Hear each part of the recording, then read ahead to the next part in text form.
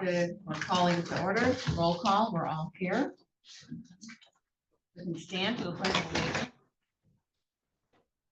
of allegiance. To the flag of the United States of America and to the republic for which it stands, one nation, under God, indivisible, with liberty and justice for all.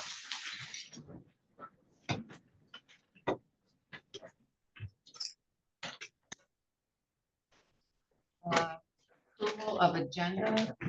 We have two things that were brought to me this morning that need to be added if we so choose. I'll start with the emergency management update. They would like that. We would like to add that under department head reports, item C. I make the motion that we add that emergency management update. I'll second. Okay, we have a motion and a second. Any discussion?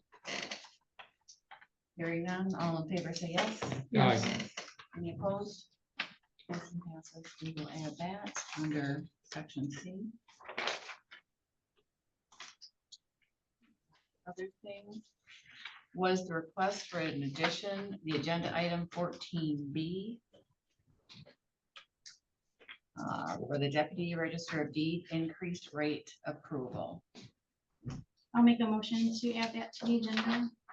We have a motion, I'll second a motion and a second. Any discussion? All those in favor say yes.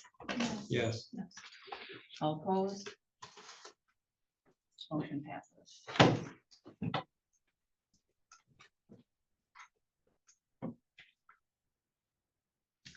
With those additions, is there any further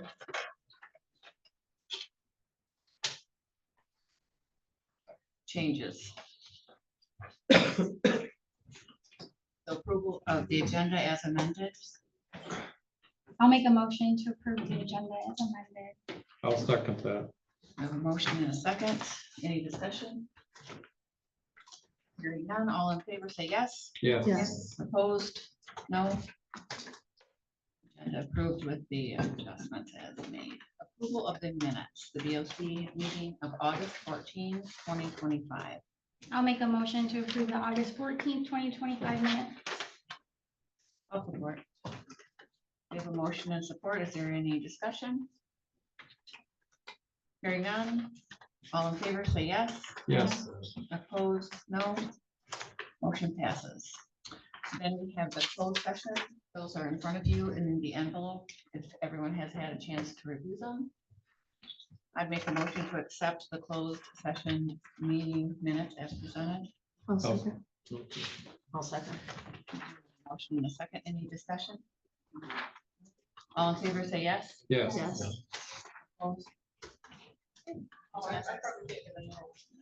Bob, do you want to pass that on down so we don't forget to send that? Did you? I already. Okay. We'll just pass this through Lloyd so that, yeah.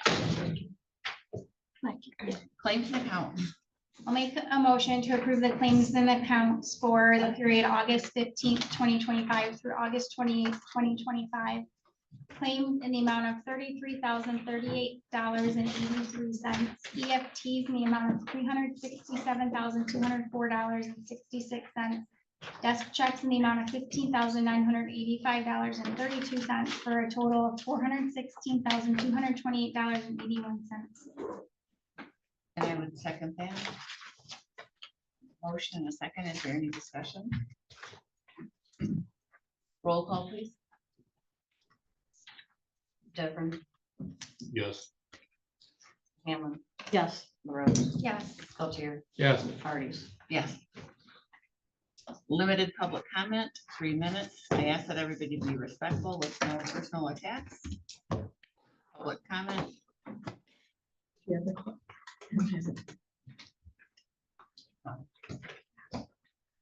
Stacy Carroll, former county commissioner.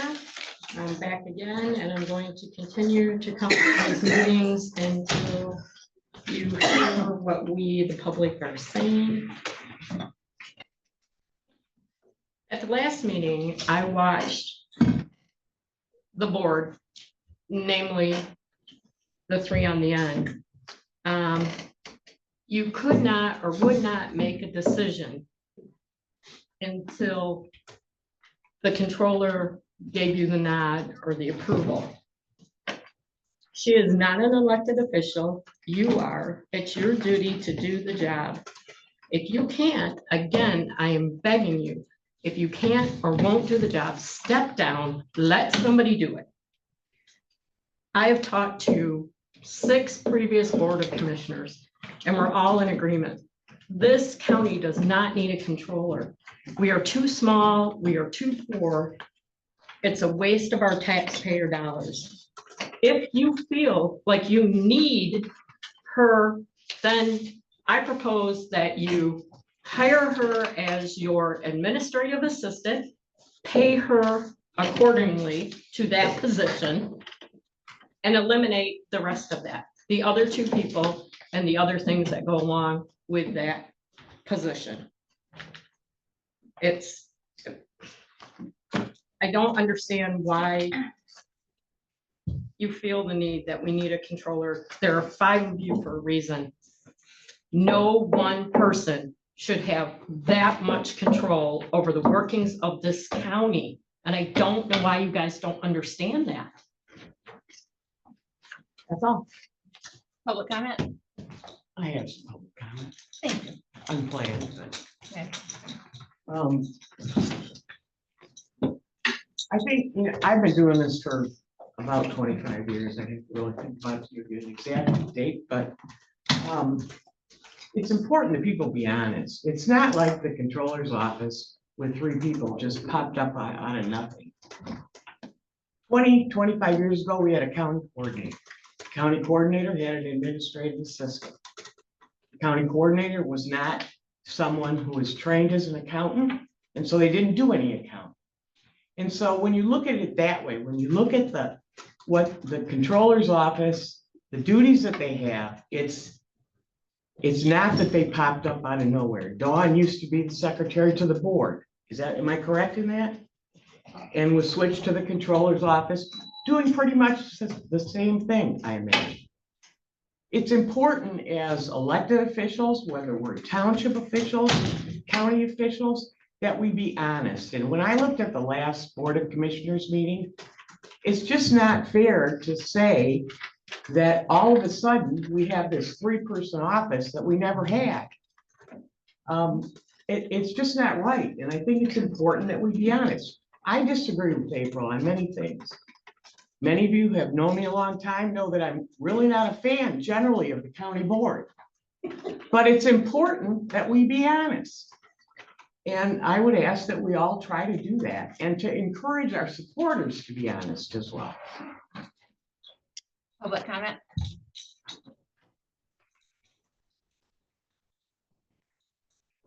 Sure, Chair Brown. Good morning. I'll, I guess, piggyback on what the prosecutor just spoke about, and that's truthful and honest. And I just want to revisit last meeting's interaction specifically with Commissioner Pelletier and I. And I echo what the prosecutor says on open and honest, transparent communication.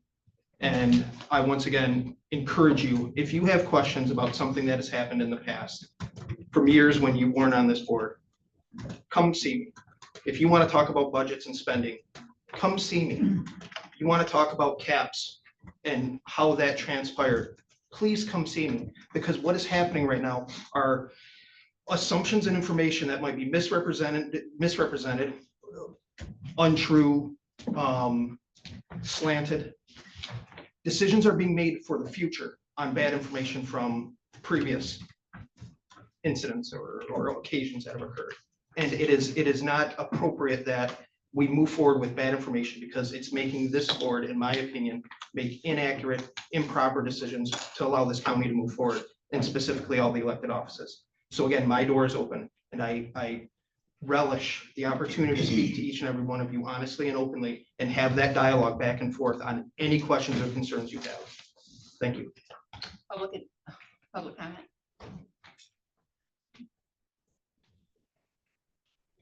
Everybody. Charlotte Hellman resident, speaking today in the capacity of a registered nurse through a large local hospital system. I wanted to share a recent personal experience for you to consider when making your decision on the potential reimplementation and availability of credit cards within this county. 3 weeks ago, I attended a week-long certification course with additional credentialing in Chicago. I attended this course as the sole representation for my hospital system. This was a pre-planned venture with human resources and accounts payable arranging enrollment and payment. I touched base with my employer to ensure that all financial aspects were addressed prior to my travels, as I knew getting assistance on a Sunday evening in the event of an issue was unlikely. I was assured that all components were addressed. After spending around 7 hours in traffic, I was relieved to have finally made it to the hotel. Upon check-in, I was informed that they did not have access to the check that was sent on my behalf, and therefore I was not able to procure a room without utilizing my own personal credit card. Thankfully, I had a personal card that I could use to bridge the gap until I could reach out to my organization, as well as the hotel manager on Monday morning.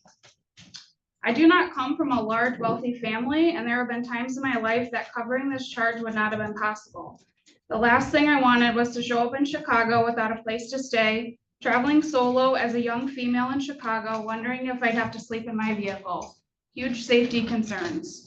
I provide this example to highlight that this experience is not unique to me. This has the potential to happen to anyone in any sector of the workforce. Employees should not have to carry the burden and worry of any financial aspects regarding their employment, including career growth opportunities. Montmorency County is among the poorest counties in Michigan, ranking at number 3. If we have the means to ease the mental load for staff, I strongly support this effort. Written policy, including repercussions for misuse and potential expectations and checks and balances, remain a critical piece. At the last board meeting, I heard several staff members indicate the current cumbersome process and their willingness for this change. I urge you to consider this when making your decision. I am aware of prior concerns, however, we cannot live in the past. Thank you for your time. Public comment?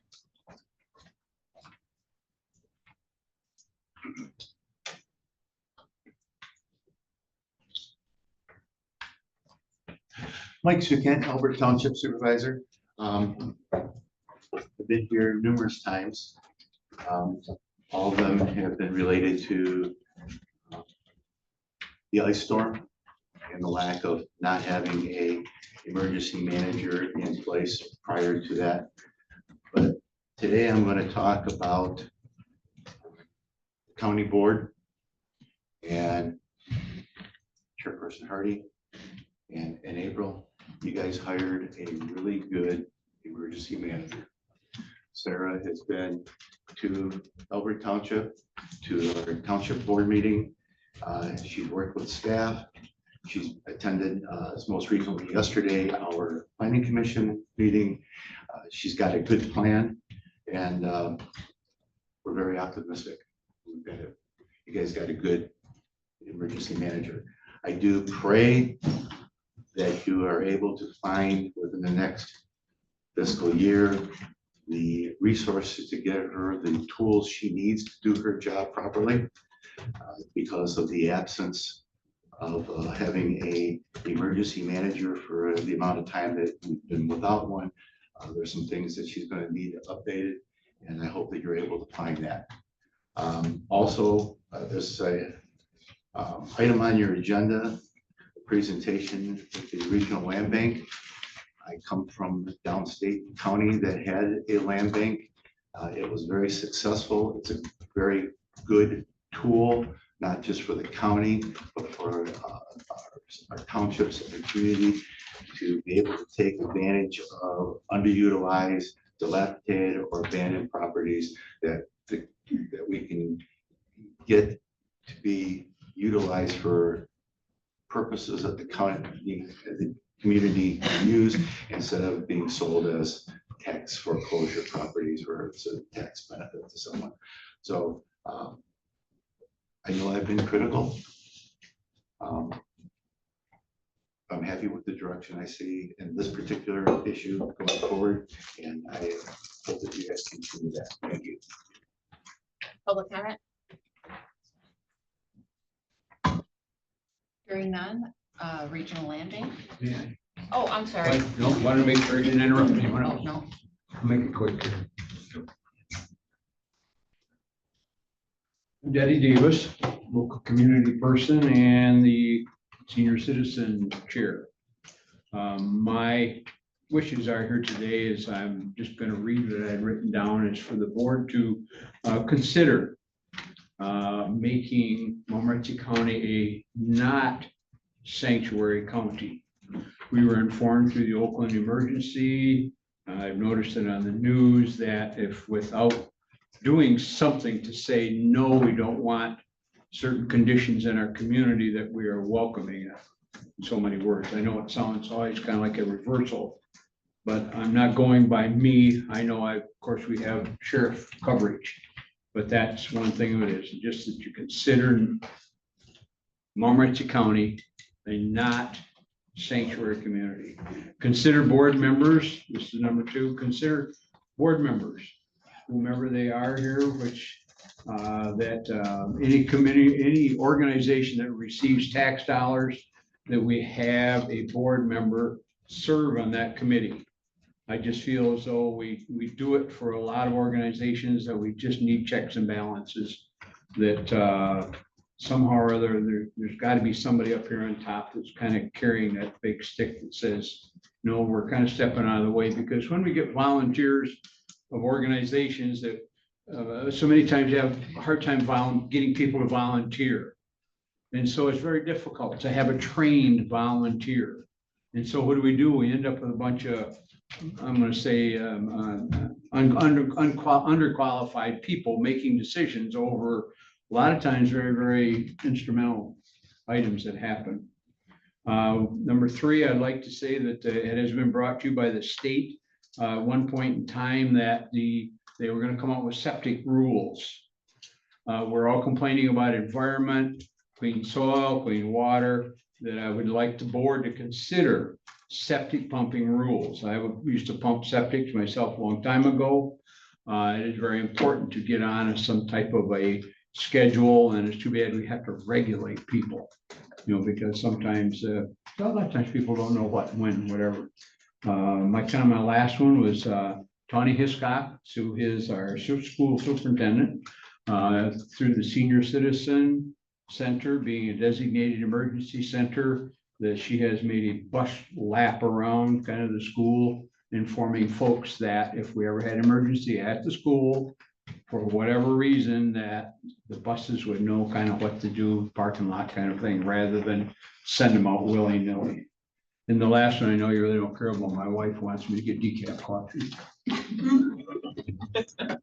Thank you. Thank you. Is that it for public comment? Land bank presentation. Thank you. Go ahead. Up here? Yes. Where is coming? Advance the slide. I will. That's great. Well, thanks for having me. I've been up here this way for a while, so it's great to be here. I'm going to try to go relatively quickly through this presentation. Northeast Michigan Council of Governments is interested in sort of a regional land bank, but that requires each county to take its own action. So that's why I'm here today to talk about what land banks do. I would start by saying that land banks are diverse across the state. So some of this probably is not as relevant for a smaller community, but it will give you some insights as to how you can dream big, as it were, right? So I'm Joseph Ribbon. I'm director of the State Land Bank Authority, and I've had the job for a couple of years, but I was a county official for 16 years, so I know the challenges that you all deal with every day. Sorry, trying to get it to go on these stupid screens in my way. I can't see it.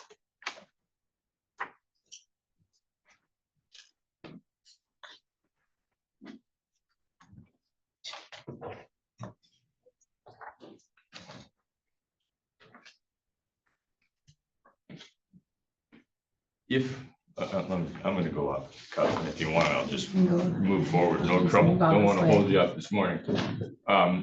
In the event NEMCOG creates a regional land bank authority, and I guess they're talking about maybe as many as 9 counties.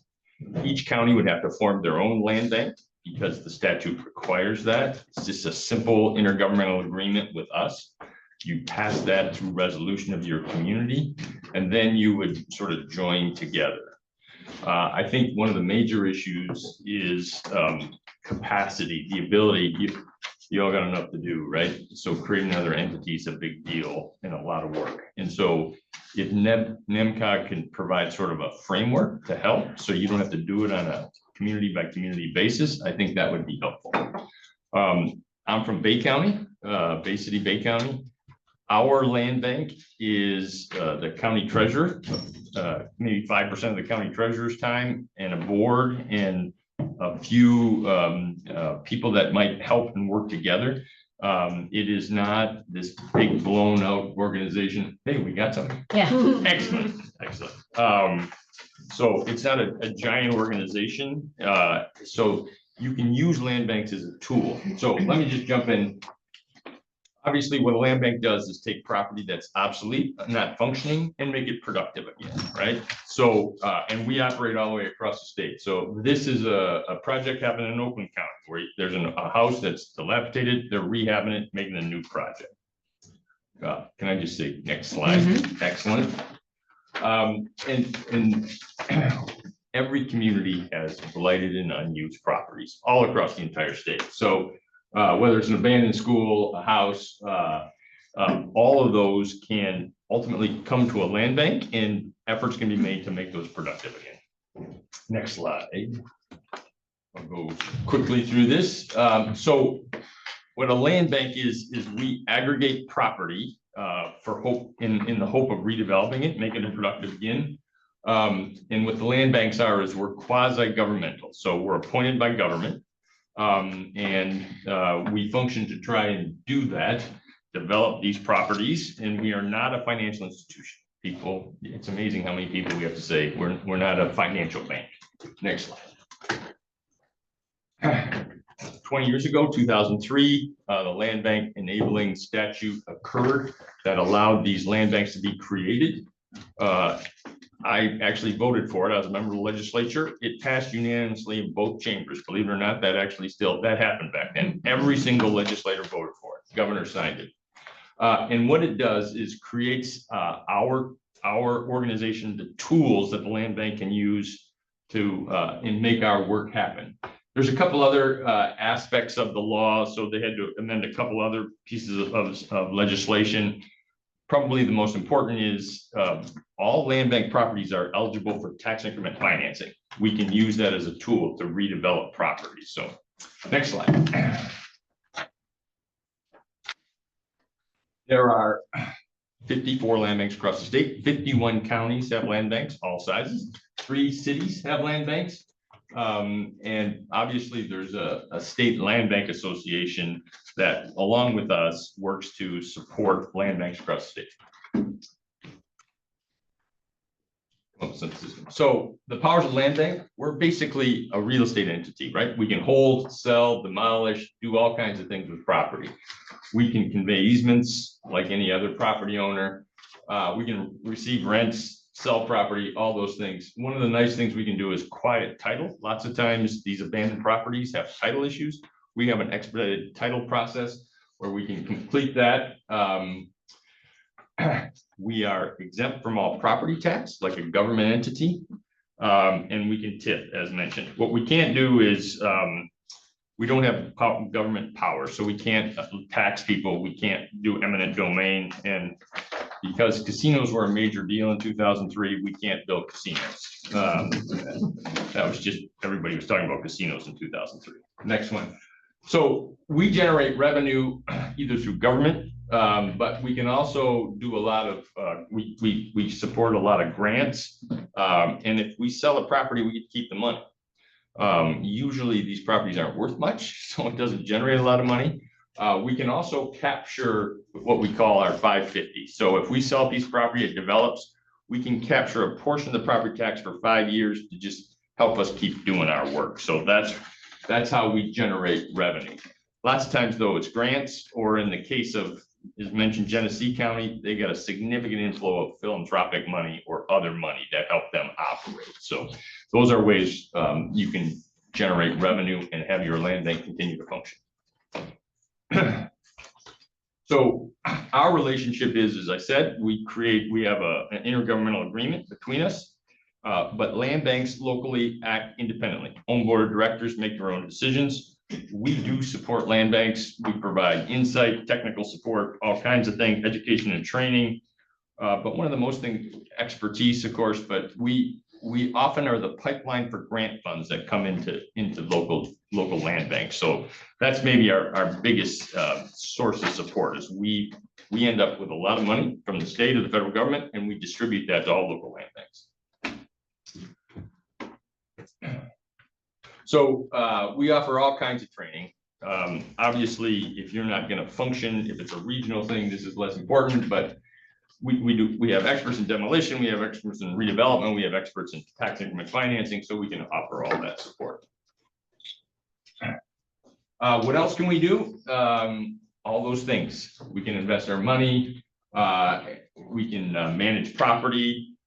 We do a lot of maintenance. So in our inventory is about 2,600 parcels. Trees fall down, grass has to be cut. So we handle a lot of maintenance aspects as well. Next slide. I'm just trying to zip through this so you all I don't spend a ton of time. I just want to give you a couple of ideas of things that we're doing. So obviously you see we do a lot of, land banks when they first started happened in Genesee County, Flint, Michigan, right? They had 15,000 abandoned homes and burned out properties. And they all came back to the government. The city of Flint and county had all those properties. So essentially what they did was they got a bunch of grant money, they started tearing down houses, and they just sold them to the next door neighbor, right? Made the neighborhood better and got a little tax money for that specific piece of property. And we call that side lot, right? That was land banking 1.0. Tear down the house, sell it to the neighbor, you're making progress in your community. But we're starting to do a whole lot more things, community gardens. You see a lot of the demolition, but we're also starting to do housing and other redevelopment. We always mention this because in terms of redevelopment, it's really critical to understand that the tool of the land bank, brownfield redevelopment, tax reverted, we can provide incentives for developers that a lot of people can't provide. Whether it's housing or a commercial development, between the TIF and the assemblage of properties, sometimes we can make a development happen that wouldn't have happened in the past. So as I said, we can acquire the property, we can assemble properties, we can do all the things a real estate agent can sort of do, property agent can do to make progress in your community.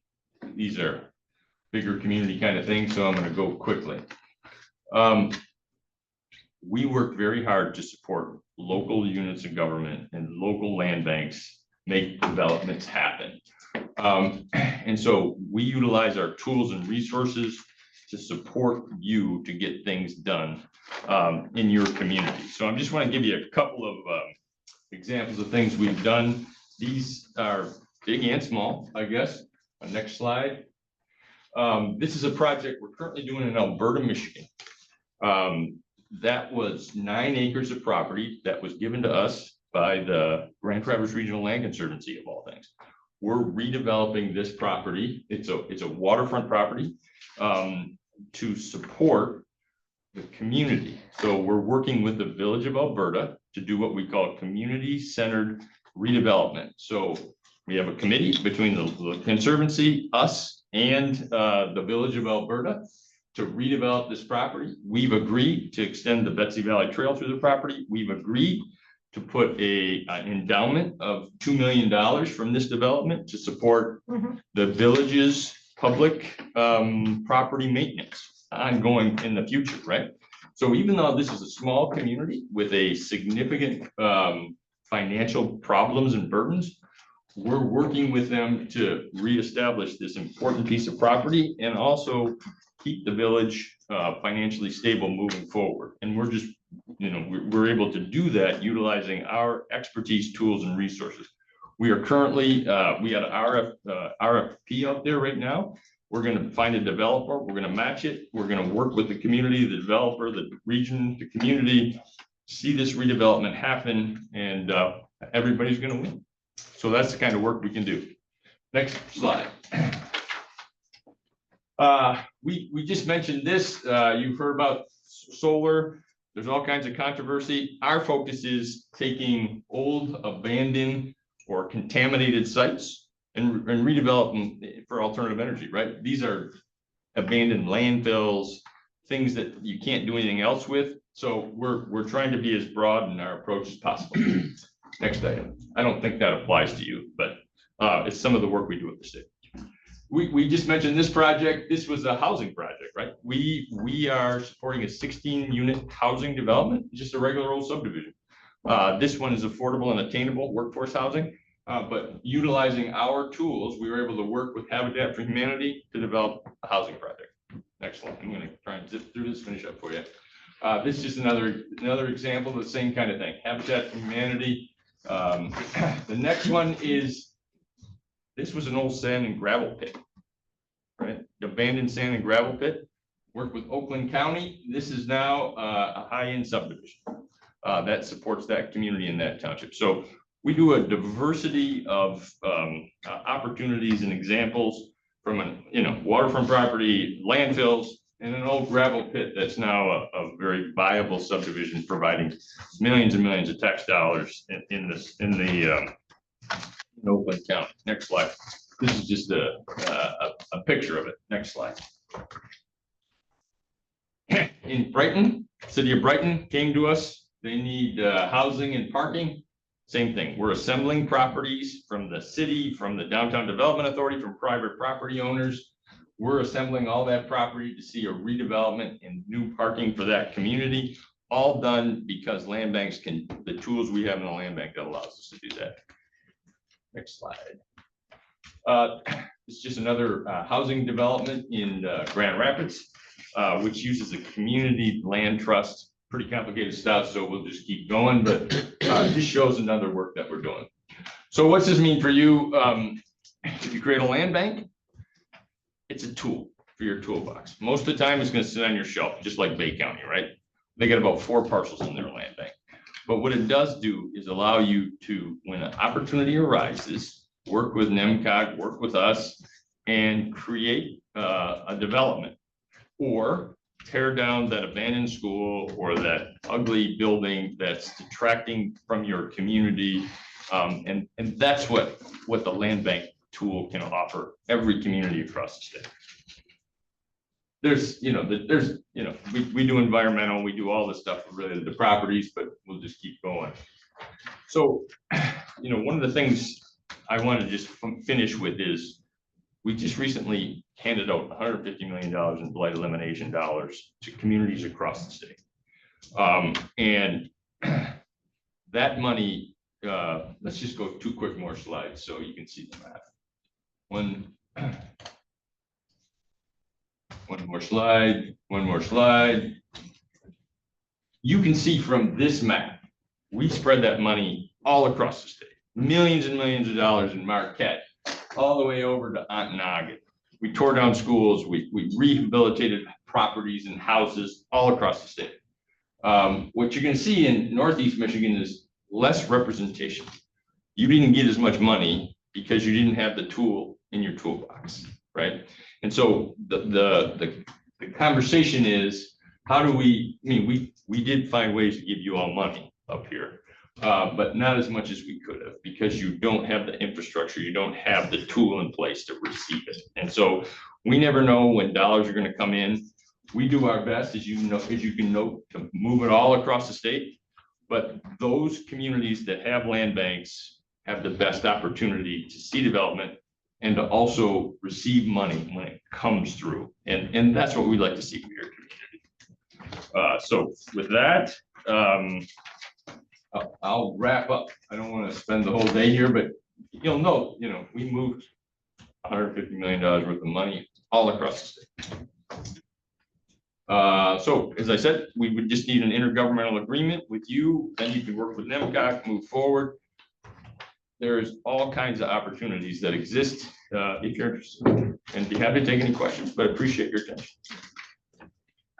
Oh, one question from the field. Sorry, I'm not familiar with it before, so I was wondering, like, I know you're bringing your own entity and setup and framework. Does this create jobs in our community to use our developers, or is that something that's already prefixed through the system for like commercial managers, things like that? No, I mean, the Alberta project will have national developers, right? Because that's a $50 million development, but we work mostly with local contractors as best we can and the community. You're your own local land bank, so we would take direction from you, but we find it, so in the Alberta project, we just tore down 4 houses to make that thing work. We used a local developer, a local demolition contractor. Of course, we want to use local folks to the extent possible, as long as they can make the project happen.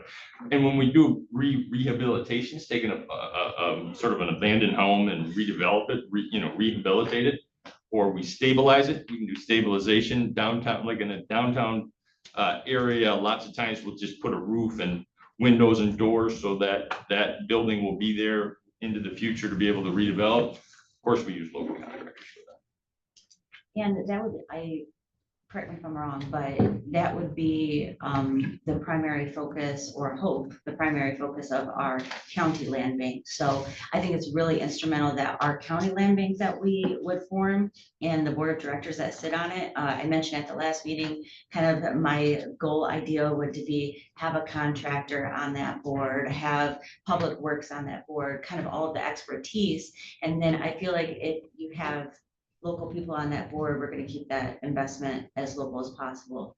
And then if there was a project, of course, everybody on the board we know enough people to let all the contractors know, the landscapers, whatever, that, hey, RFPs are out, we're looking for RFPs. So I can't speak for anybody in the future, but I would hope that anybody that would apply to be on the board, if this fruitions, that we would totally keep the lead. Local. There are going to be, maybe some projects, like you said, the Alberta, that's just multi-million-dollar, and there's just not going to happen. I don't know if we'll ever get to that level here with just Montmorency, but like I not said, just Montmorency, but small here in communities do smaller projects. St. Clair, they're tearing down this ugly structure that they've had for 25 years. That's the extent of their land bank work right now. So it's a tool. It's a tool to utilize. You would decide, this board would decide how big your land bank authority board would be and who'd be on it. Every county is required to have their county treasurer, because a lot of the foreclosures in other, I don't know how many foreclosures you have here. Are you FGU? Are you a foreclosing government? I mean, the treasurer's included on the board because a lot of times there are foreclosed properties that end up in land bank. But other than that, you can decide who's on the board. Bay County, we have a city, township, county board member, and then two members of the public. Right. Just so that, I guess, so I brought this to the county, and I'll speak to the public because I've already talked to them a little bit about it, but I just see a good opportunity for Montmorency County. I came from the township side where blight is a huge issue, and townships are really, really limited on funds on what they can do.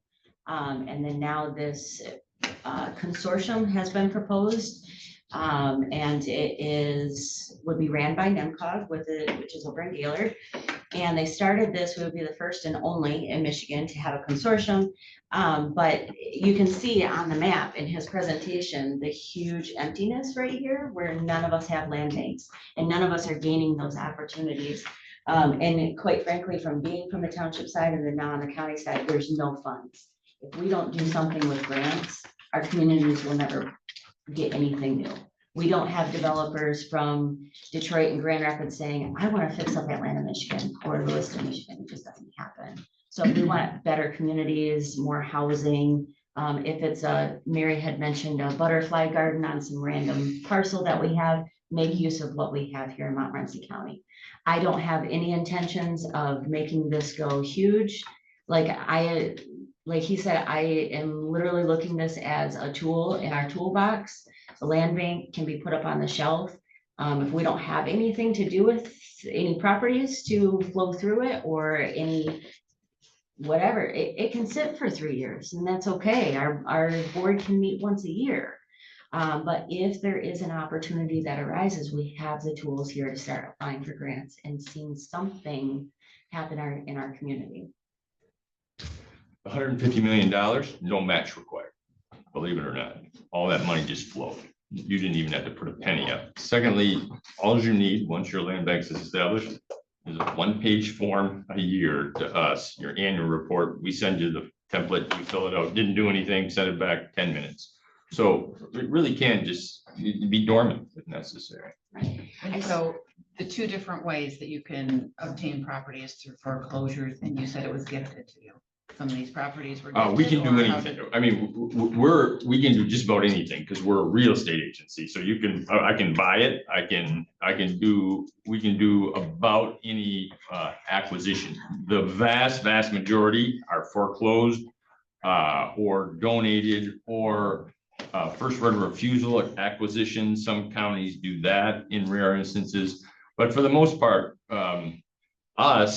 we get a lot of state surplus property. You know, the state has an old prison, we end up with it. A landfill, nobody else wants, a Superfund EPA site, nobody else wants, we end up with it. So primarily it's foreclosure, but you can do just about anything a landholding company can do.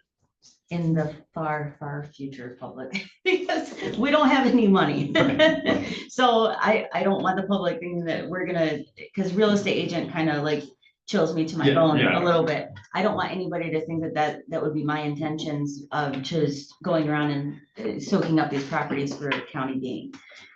To me, like I said, it's focusing on what we have right now, which is a ton of blighted properties. Some of the foreclosures this year might fall under that, and in the future, I'm sure too. So even if there's an opportunity, if the township were to get first right of refusal or something like that, they just don't have the funds to even do a demo. No one does, but through Brownfield, I think that would be able to help them a little bit. You said Hillman Village has. Yeah, so that was another thing. Townships cannot have their own land bank. It must be a city or village or a county or the state. Just to count. So under the statute, only a city, Detroit is Detroit. Nobody, Detroit does their own thing, right? But any other city in the state, if the county is the land bank entity, if a county does not, if a county doesn't have a land bank, that's a community over 50,000 can create a land bank. So that would not apply anywhere up here. There's only like six more municipalities in the whole state that can create a land bank. Something happened because the village of Hillman Got the has money. one and they got money. Yeah. They don't have a land bank. We just gave Okay. them the money. Okay. We can give money to private people. We can give it to Okay. communities, townships. And so we had an application, we supported that. Thank you. It's beautiful. But that gives you an idea of the things that can be done. And I just would say, Detroit has 63,000 lots in their properties in their land bank, 63,000. Flint has over 10,000. So some of the things you see up here does not apply to local, small community, local land bank, including Bay County. I mean, we only have 3 parcels in ours. So even though we can do all these things, it's just a tool, but it's not gonna apply to you. So we would make it the land bank here as a county, then we would join with NEMCOG to be the director. Right, so of it would be services. it'd be a 2-part interlocal agreement. It would be an interlocal agreement between the county and the state land bank. So that we can have that filter of grant funding, expertise, stuff like that. And then if we chose, again, that's a very infant idea still, the consortium. If we wanted to, we could also sign an interlocal agreement with NEMCOG. And so NEMCOG would be, I've explained to you guys before, but the administrative side of things, right? They would be the searching for grants, finding the developers type thing, because me and my staff just don't have the time or the staff power to do that. So that would be step 2 in the process, but none of that could happen until we do our own here with the state. And we would provide you the boilerplate for the agreements and all that kind of thing. We have a tax attorney on our team. We have a landscape architect on our team. We have a 30-year development specialist on our team. So we support, we can do quite a bit to support your work. So what's the basic cost to create a land bank in a county, Nothing. There's except for if you pay for the paperwork. Well, the paper, the board possibly?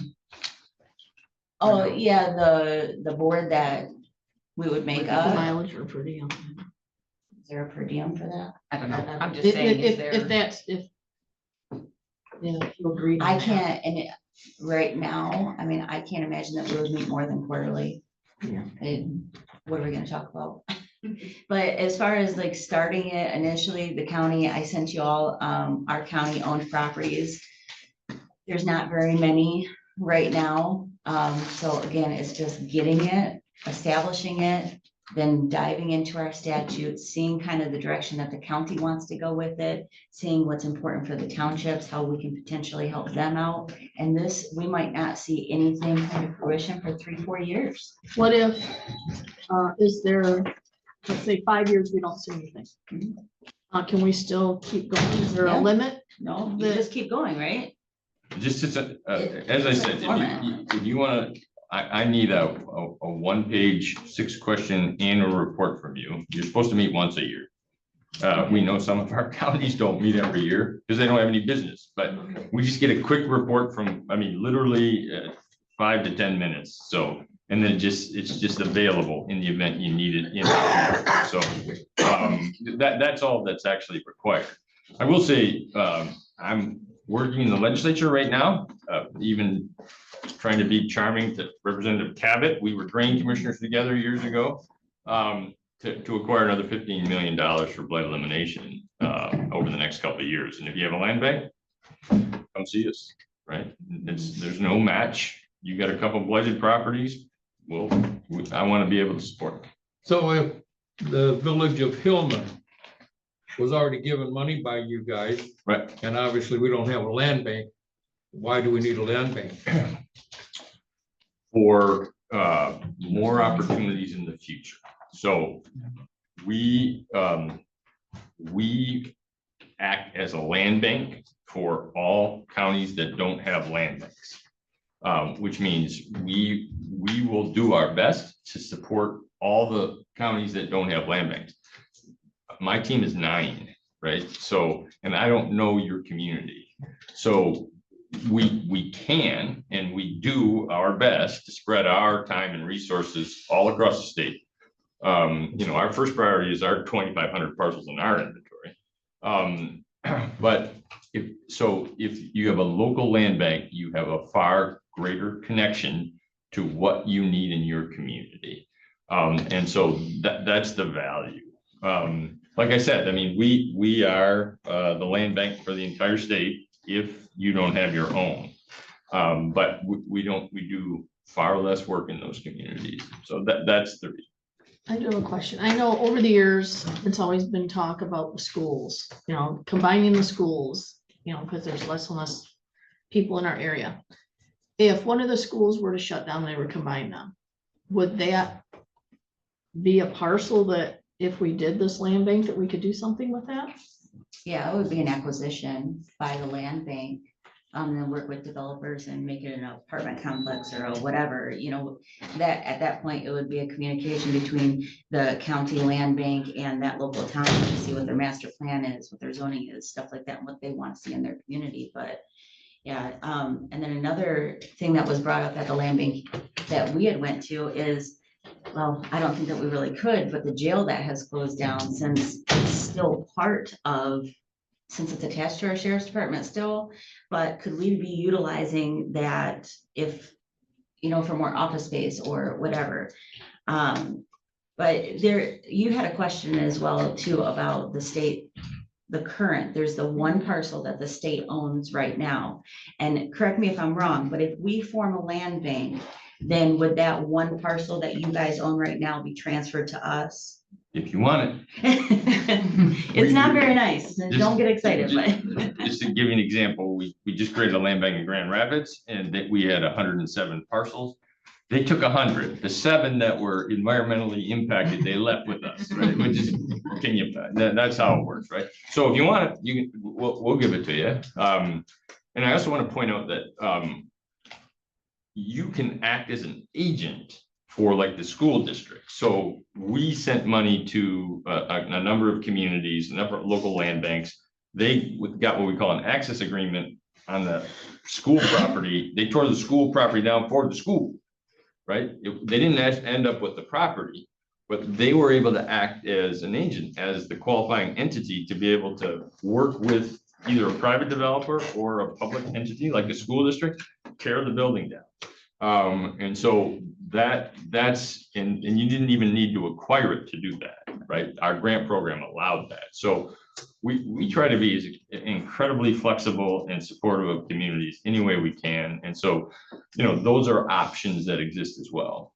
We don't have any grants for school districts, but we do have grants with land banks who tore down, dilapidated schools for school districts. Yeah, I can also maybe see a potential opportunity for us to, some of our towns, we don't have old gas stations or old septic fields where train cars or big drums, that poses a problem when people are trying to sell that. So through this would be the brownfield side of it, right? So. Right, you could do some things, depending on the size of the property and all those kinds of things. Right. We have a gas station in Grand Ledge that was abandoned. So we own that. We have an agreement with Eagle. We went through all those things for them. And now we're able to we're looking for proposals to redevelop that. But our expertise, relationships with Eagle, all those things have helped. How broad are the powers of your land bank? Say if you're doing development, you have one private owner that doesn't want to sell, is eminent domain included in that? Nope. I mentioned that no eminent domain, no ability to tax. So you'd have to, eminent domain would have to be, that's a government function. We're not government. So we can't do that, no. And we, I mentioned this Alberta, there's one abandoned, torn, ugly house that the guy wouldn't sell it. So that we're developing around an ugly abandoned house in Alberta. I mean, because we don't believe we can't do eminent domain, nor would we want to. Yeah, there was one jail that came up in that meeting we went to. I can't remember where that jail was at, but you mentioned that it was purchased and transformed into homes for homeless people. Yeah, was it in the UP or something? I don't know. That was a little bit different though, because that jail was its own independent building, like ours is attached to our sheriff department, but it just kind of sparked some ideas of, we have a lot of empty places around here that.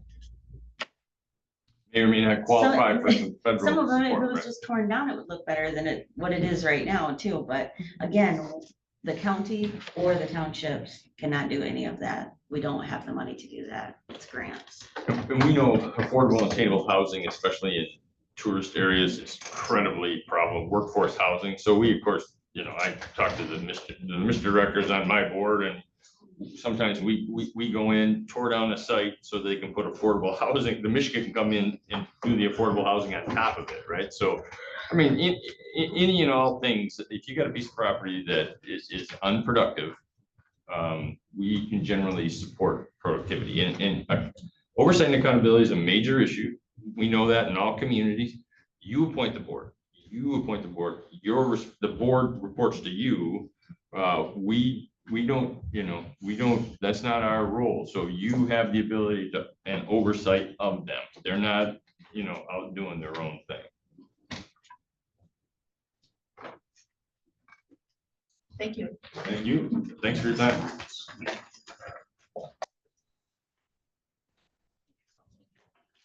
Department head reports, equalization director. Just the 429 for winter levies. Got that. Gee, this was right here. Okay. You just want to review it quickly? I don't have it. I went to hand it to you. Oh, Sorry, I thought you were, I don't know what you want me to review on it. It's the same thing as it is every year with rollbacks. Okay. It's just our winter levies for everything that isn't our operating.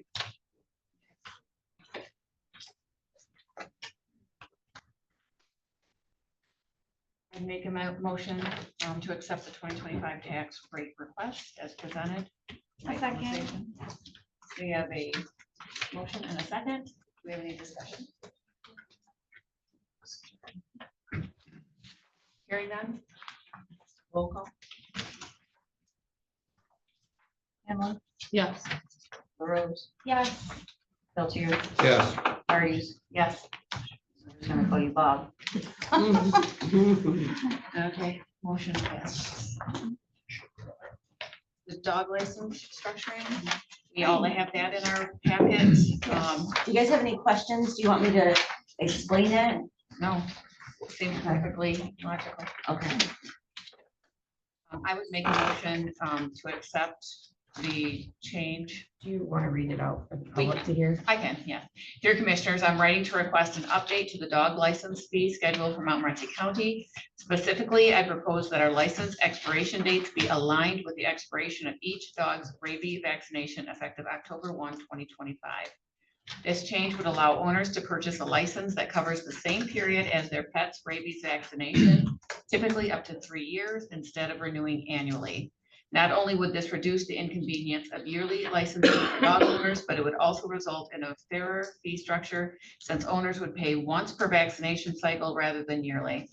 Aligning licenses with vaccination periods would bring us in step with practices in other counties and help encourage compliance with both rabies vaccination and dog licensing requirements. Current 2025 dog licenses will be grandfathered into this change, allowing their current license to expire as of the registered rabies vaccination date. Kennel licenses will remain unchanged. As part of this change, I propose the following updated fee schedule: $15 for unsexed dogs, spayed or neutered, $25 for sexed dogs not spayed or neutered. The current fee schedule is December 01 to February 28, $8 for unsexed, 16 for sexed. March 01 to December 31st would be 16 for unsexed and 20 for sex dogs. I respectfully request that the board consider this update and approve the proposed changes to the fee schedule. I'd be happy to provide additional details. Lindsay Rogers, treasurer. And I would move to accept the proposal as provided to change that licensing fee, dog licensing fee. Second. We have a motion. What's your motion? Just to accept the updated dog license fee schedule, and you can include that information on that form if you'd like, or do you want me to read it all No, I got it. out? Okay. Do you still support? Yeah, yes. Okay. Any discussion?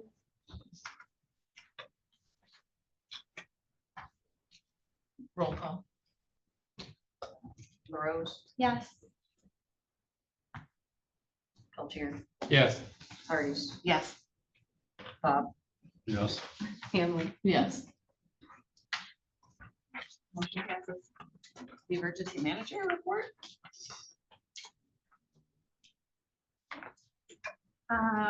So first, I want to quickly introduce myself to those that I haven't met. I see a lot of new faces here. So I am Sarah Melching, and I'm the new emergency director here, management director here in the county.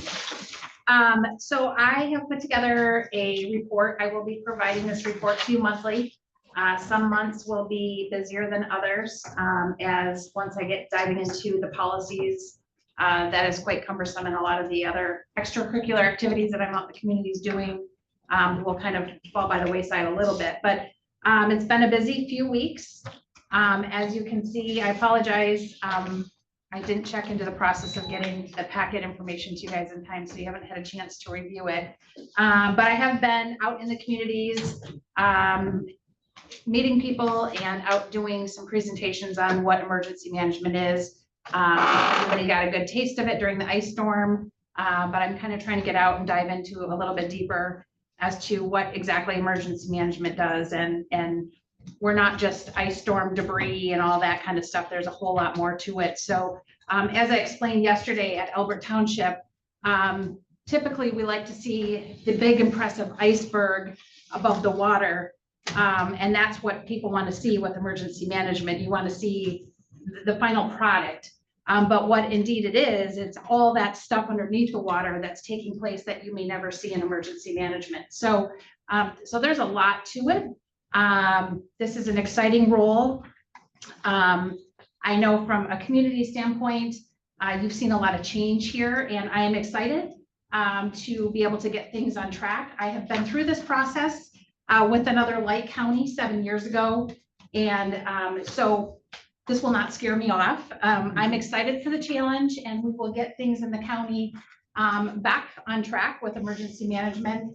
And again, like Chad, my door is locked, but I'm always there and it's open. You can come visit me at any time. Please keep me in mind if you have any community events. I am here to do planning with you. If you have any questions regarding school safety is a big thing for me, working with the schools, and anything that should cross your mind, search and rescue. I'm here. So I'm here full time. I'm excited and look forward to working with you. But are there any questions on the report? So how many townships do you have left? I see you have quite a few. Well, I have just, I think I've just maybe hit 4 or 5. But I will be going back to those townships because initially I go in and introduce myself. And then if they wish to have me come back to do a full-blown emergency management presentation, I'll go back and do that. So and it's not a one-time thing. I plan to be back to these townships on a regular basis. I have lots of relationships to build out in all your communities. And so that's emergency management, relationships and partnerships. So we are all kind of connected when it comes to some type of incident. So. So you only had 7 applications for the generators. How many are available? We have 30. So keep that in mind. It's a whole bunch of money. if people don't want it. We're going to, so my plan, for those that are here, the generator application requests have been put out. They're due September 5th. If you know of a private business that has a storefront, they have to be bricks and mortar. They can apply for a larger generator, not a big, huge generator, maybe 15,000 BTU, to help support their business, to help them therefore support the community. So with that being said, we've received only 7 applications. 5 of them are right in line with what we're looking for. 2 of them I will reach back out to, and we're going to massage it a little bit. But we have 30 generators that we can get for the community. My goal is to get those 30 out. So if I have to go community to community and hit every business and talk to every business owner, I will do that. Because although these generators aren't ideal for what we would want for an ice storm for our shelters, because they don't meet that need, we don't want to let these resources out of our fingers. So if you know folks, it's a very simple 1-page application, and it's like 2 sentences. How can you serve your community if you had this generator? Easy, very easy. So, so if it comes down to it next week, I'm going to go community by community, and I'll start talking to the local people. So we'll get there. I have faith we're gonna get there. Well, hopefully it just came out in the paper yesterday, so hopefully you'll get more. Yes. Is there a chance, instead of getting 30 small, that you could appeal to them about our rural community and possibly, instead of 30 small, 15 larger that would be able to run the grocery stores and do what this rural community really needs? Yes, we've already done that, unfortunately, and the monies that are available that are coming down to MEDC, they have to meet guidelines. So it cannot be anything affixed. It has to be affordable. And so it has to meet these guidelines or they won't even get the money. And so there will be other pots of money down the road available, I hope, for big generators for the grocery stores to be able to access for, and again, it may not be for the public, it may be for the townships. And so maybe at some point there could be funds available to do large scale generators to be able to run our shelters at our township halls or wherever we deem those to be. Unfortunately, this money It's, the generators are large enough to power up your home. So they're fairly significantly big in size when you look at it that way, but a small post office it might work for, or it may work for a gas station for running a pump to have all the sheriff vehicles to be able to come through and get gas.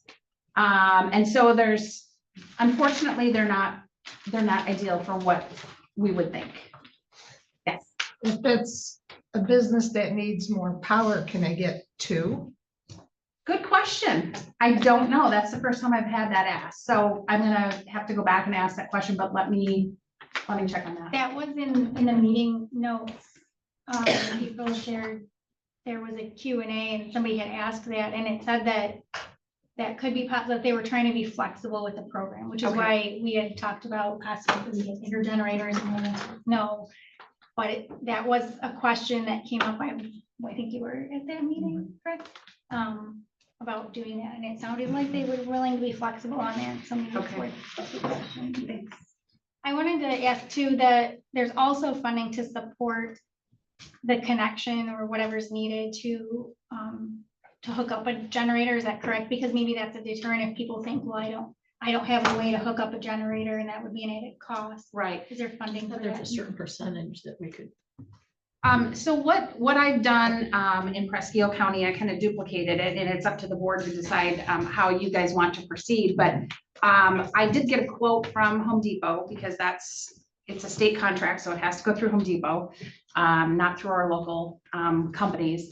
But what it would include is the generator. It would include a waterproof cover for the generator, so when it's not in use, it's being covered. It will include extension cords, 2 gas cans, fuel cards, and a connection box. And that connection box, obviously, it doesn't come with the electrician to wire it to the business. Does it come with breakers? What's that? What about breakers? It's a box, The whole so thing would have that. it's a kit. Okay. And so everything that they need to connect it to their building, then it becomes more permanent, but it can be, unplugged and more portable. That is included as well. So it doesn't come with the connection, but it will come with the box to connect it into a building. So yeah, so right now, as the contract, or as the quote stands, all that stuff is included, and then it would be up to you guys to accept the quote. So anything they need for the generator should be included. You've been busy. Yeah. Anything else? No, thank you. Yeah, thank you. Committee reports, Bob? Kind of more of the same. Scott, can we take a 5-minute break? We've been requested. Well, it's just that you usually do it at 10 o'clock and there's still quite a bit left. We can take a 5-minute break. That's fine. Come back and we'll do committee reports.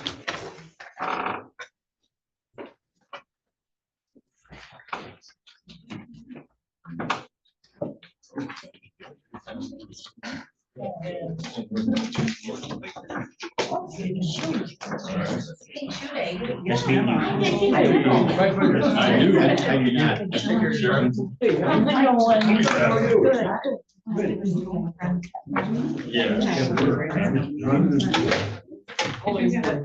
not. I'm sorry. Even with the ticks. Thank you. Oh, my goodness. I think they're getting that. I think. I did.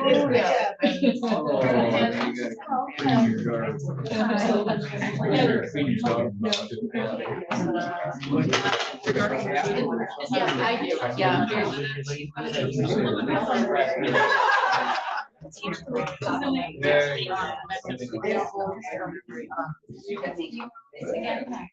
So what's new with you?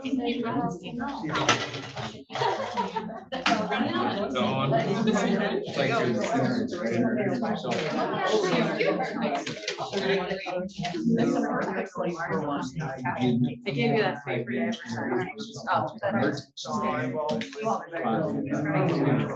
Okay, but I will give it to you. Thank you. Are you? Oh, yeah. I was gonna say I was going to. Yeah, I'm gonna see really quick. You'll get there. Yeah. Things you did, I know. And then I moved back to land. Okay. Perfect. But there's still things to stay.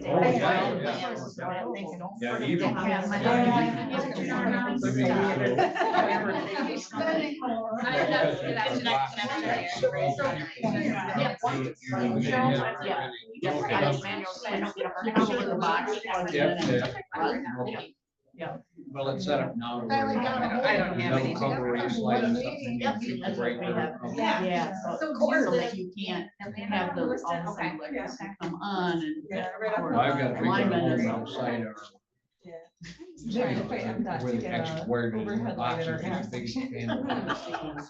You know, like something, so the power comes back and that light comes on. No, yeah, that's a good. My biggest Well, challenge that would be was- I couldn't fly when right I past built if it was the house. dark, you know, That's so the thing. at least But you I have was- your lights. And I'm like, I Like I think said, I want you. I.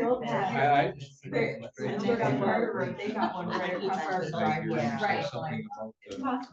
I did it for the fun ones, because it was right at the end, and do you know, a month later, we have emergency there. You know, the fun Right, I ones. know, and That's what some Oh, of them- yeah. and they, You know what I mean, because in the dark, it's a business. Yeah. But that's what it is about generation. It's as good as that, you can't. And that's, yeah. Yeah, and so, MEDC for the, this grant is for small business. How are you? How Yeah. small. Yeah, and so we did because they're trying to be flexible with some of the road crews, like the Rogers. Jonestown. Like chain gas stations that technically we're not stuff is another national chain. But because there's the latest. Well, I was gonna say, well, Tally's. The long range. So all those places can apply. Well, that's what. No, none of them have. So where can they apply? 'Cause I got. Just like right It's now. on the website, so the application's on the county website. And then, and that's another thing. too, Not a public. I'm really excited that It's there's It's on there. It's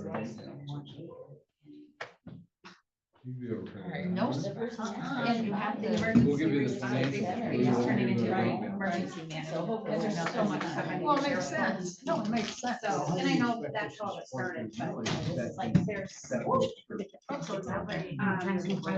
But there's more educational stuff that I'm sharing now. And then obviously if there's a large scale incident, we'll share information on that. Yeah. About FOIA or whatever. Who's that for? What's for Brian? Montmorency County.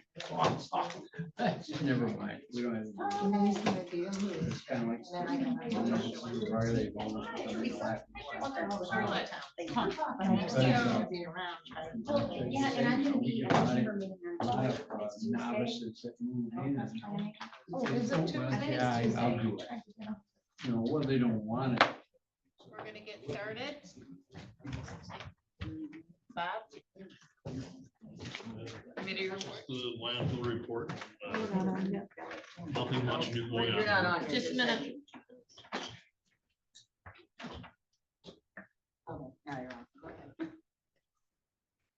Landfill meeting, not much different than every other time. Lagoon levels and the mountain tonnage is about the same. What committee did you have?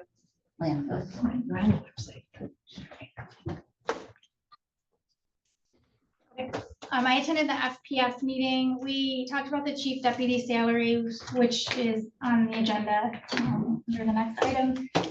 And then we talked about fire suppression, tank inspection for the sheriff's office. I also attended the NEMACOG meeting, and we had a presentation by 211 and the Otsego Community Foundation. So I thought it was really informative, so I just wanted to share a few things that they shared in the presentation from 211. I know it came up a lot as a resource during the ice storm, but they go a lot beyond that. So the services that they talked about that they provide are for basic needs, mental health and crisis support, healthcare and employment assistance, and disaster response and recovery.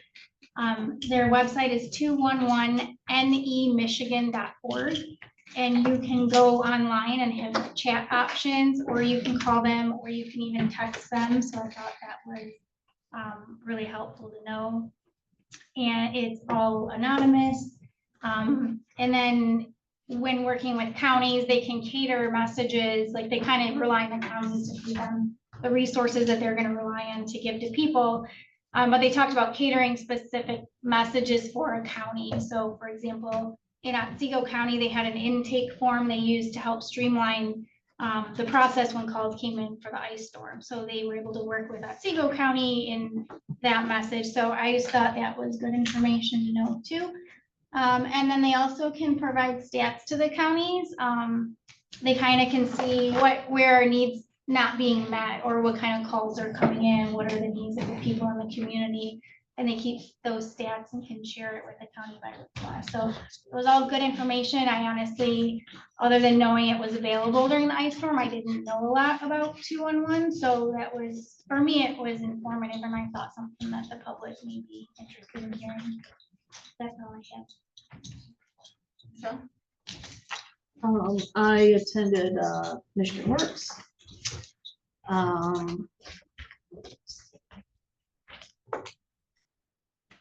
They have received a veterans friendly employer bronze level. They're awarded multiple mini grants from local and statewide entities. One was MCAN Adult Student Attainment for $5,000, MCAN Education Workforce for $5,000, and that's through ACC in Kirkland. Also, they received OCF Disaster Relief for $5,000. There's staff training setups with local and state partners.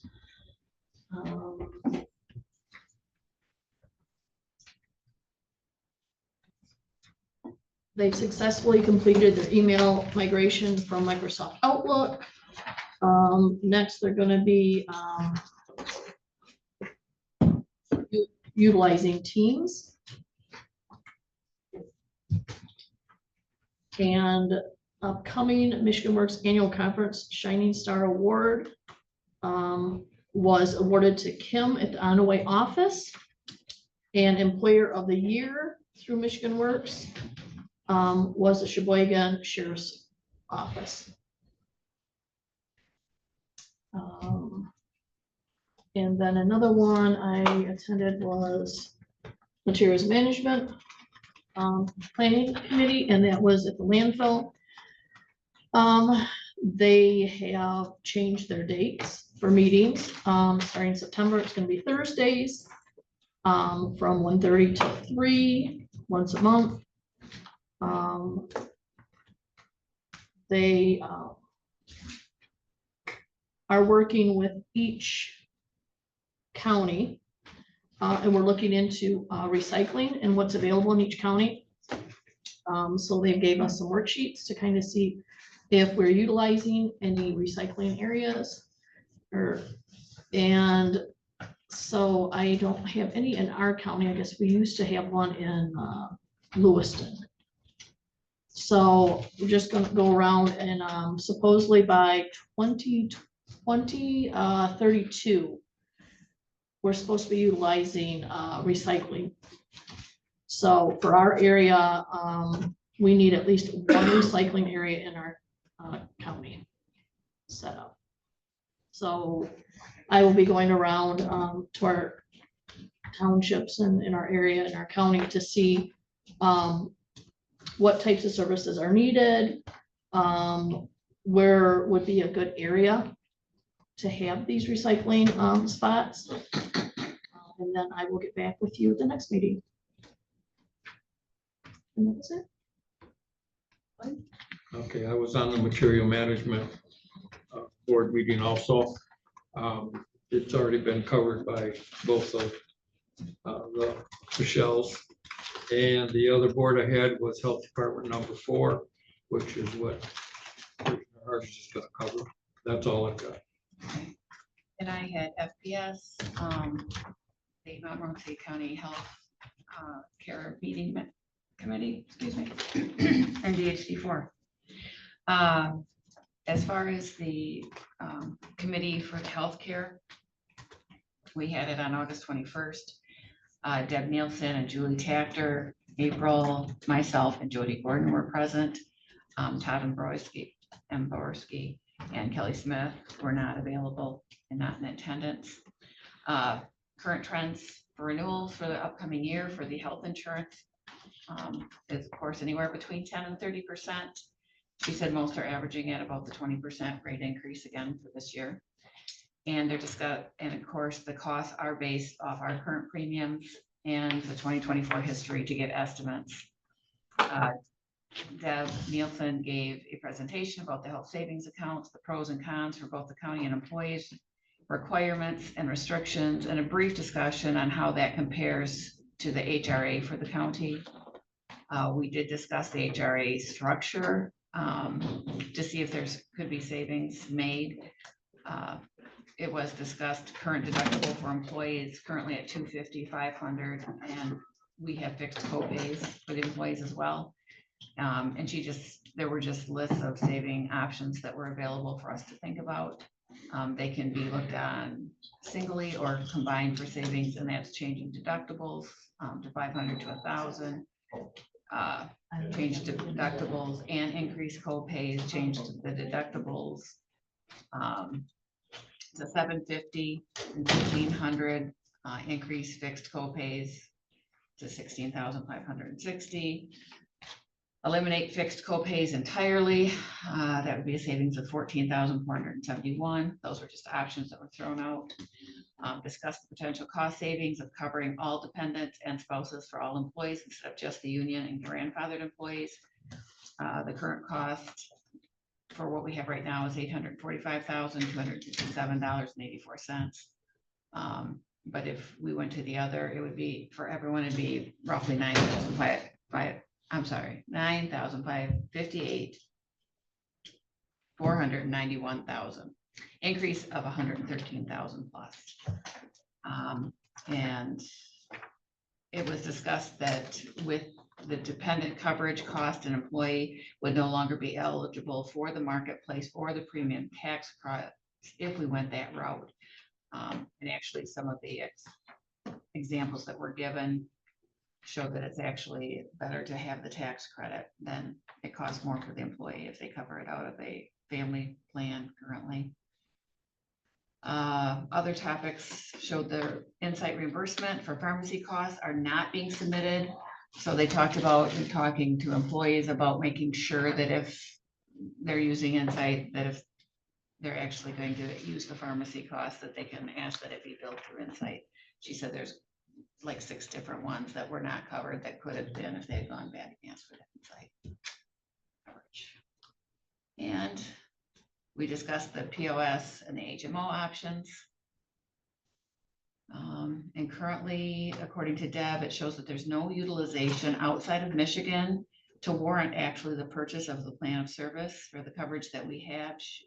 She felt that the HMO that we cover would cover all of the providers within Michigan, because currently there's year to date, there hasn't been anybody that used an outside resource yet. So those are just all things to think about. And of course, we don't know what the increase will be until we get there. Do you mind sharing the notes? Yeah. And then Deb, do you guys have a copy of her presentation? She gave us that packet. Were there any extras left? I emailed it. Did you send it, was that in the email? Yeah, the HSA overview, that was the presentation. Oh, that was it. Yeah, Okay, that was gotcha. it. Okay, thank you. You can make a copy. if you want. Okay. The other department was the health department, and Michelle Kowinski, the new financial director of DHD4, reviewed some of the financial challenges that are currently facing DHD4. She named the two main issues that are going on. Number one is the unfunded pension liability that's approaching 1.3 million at this point. DHD4 remains at about a 63% funded rate at this point, which is unfortunate because we had given 2 years of almost $250,000 extra payment, and it did not move that meter. And they have to be at 68% funded like everyone else in 2028. So with that shortfall, in the financial shortfall from state pulling back those funds from 22, 23, and 24, that's really put us in a bind, and so that's going to have to be addressed sooner than later. Because that additional funding was not meeting it. It's going to have to be a combination of things, and it'll probably, she's anticipating that we're going to be looking at ways to change the current retirement to meet that unfunded liability going forward. The audit is still held up. At this point, they're waiting for these reports to come back. Hopefully that will be done in September. And that kind of goes with what we'll discuss here with the DHD4 fiscal year appropriations approval. So because of all of that, that is why they have asked for a 10% increase. We'll be addressing that shortly. So I have nothing else than those three. Controllers report. Confirmed with, we ended up going with the Benchmark Land Management to do the debris site chipping. They're gonna start their work on 9/5, and they should have it completed by 9/9, hopefully sooner. That'll be at the 12,000 estimate they gave us. That's for 5 days of work. FEMA, I met with, Before you jump, your report talked about having the mulch offered to residents for their use. Is there a plan on how what that's gonna look like, or how that's gonna happen? once we have it all chipped, mulched, and know what we have available and like how, because they have to pull out the big logs, and once they've evaluated the site more and start pulling apart, then we'll have to set up a plan on how to redisperse it to the community.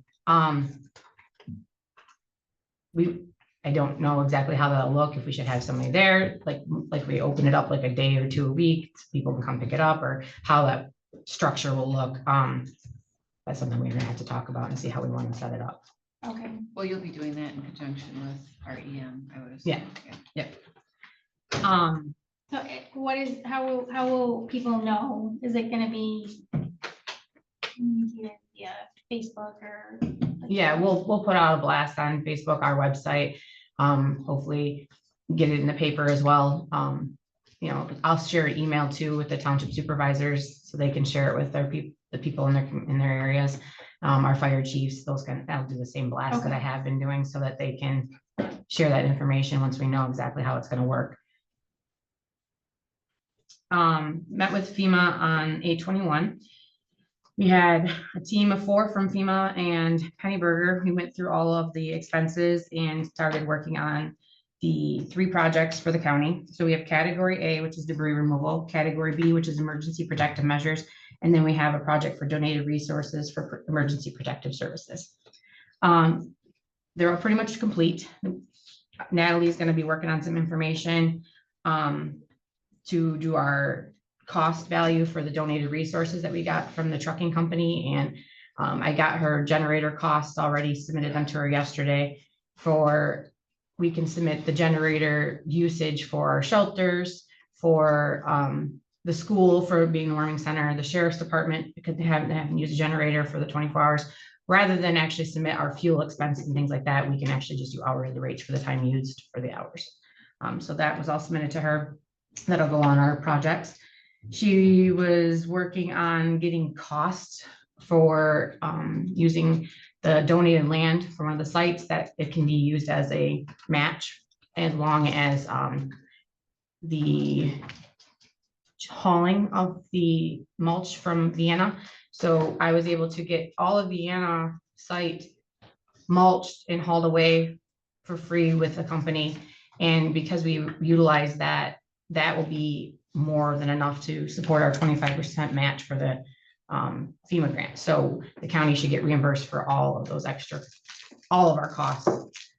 So we won't have to lose any funding coming back to us. So we can, once we reach the 25% match, can we get reimbursement on anything beyond that? Or do we have to count that as more than 25% match?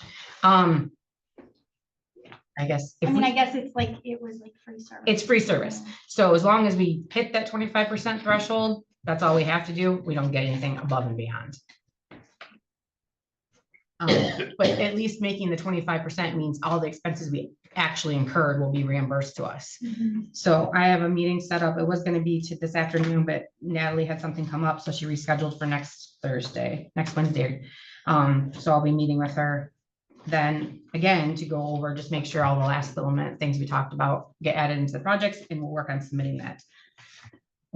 After the generator costs and everything went in, it's the expenses are a little bit higher than the 72,000 we originally thought. It's going to be more in the 80,000-90,000. Hopeful when we get reimbursement for the generators, and if it's above what we received, what we paid out and expenses, the board can work on putting that money back towards those sheltered places that utilize, so that they can use it for getting some costs back, because they can't apply for these FEMA grants themselves. There was a part when we were talking about the generators, hazard mitigation for FEMA was denied on this round, but the state is appealing that, and they're hopeful that it'll pass this time after the appeal.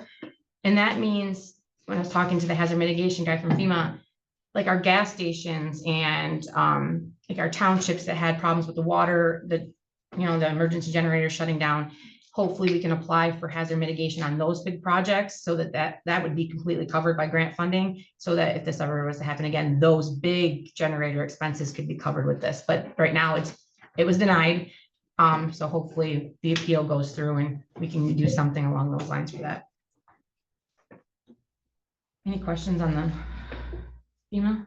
I just wanted to highlight, because you said it, but throughout the process, there were a lot of questions about the volunteer site and compensation. So I just want to highlight that that actually is a benefit, because it's turning out to be match for us. So I know there were a lot of questions about how much is the property owner getting, and the answer is nothing.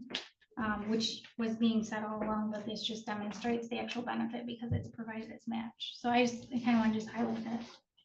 Yeah, a lot of the things that we're donating in this community are very helpful for us to get the expenses. We were able to keep our expenses low compared to counties around us, because we had so many people that stepped up and helped out, and all that can be used as our match, and it's nice to have. Sarah's been all over the county. And so we set her up with, she's using the equalization vehicle when they're not out in the field, and also the Veteran Service Office offered up their vehicle to use, so she can use it for some trainings. Because we're just trying to get her a vehicle, so she's not putting all the miles on her own personal car. Something to keep an eye on.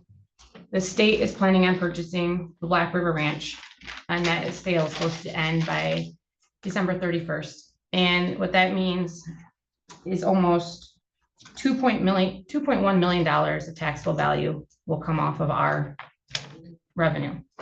It'll be going to the state. We'll get PILT money, but it's not to the same comparison. It's a fraction. It's not even close. So that sale is going through. It's supposed to close December 31st, 2025.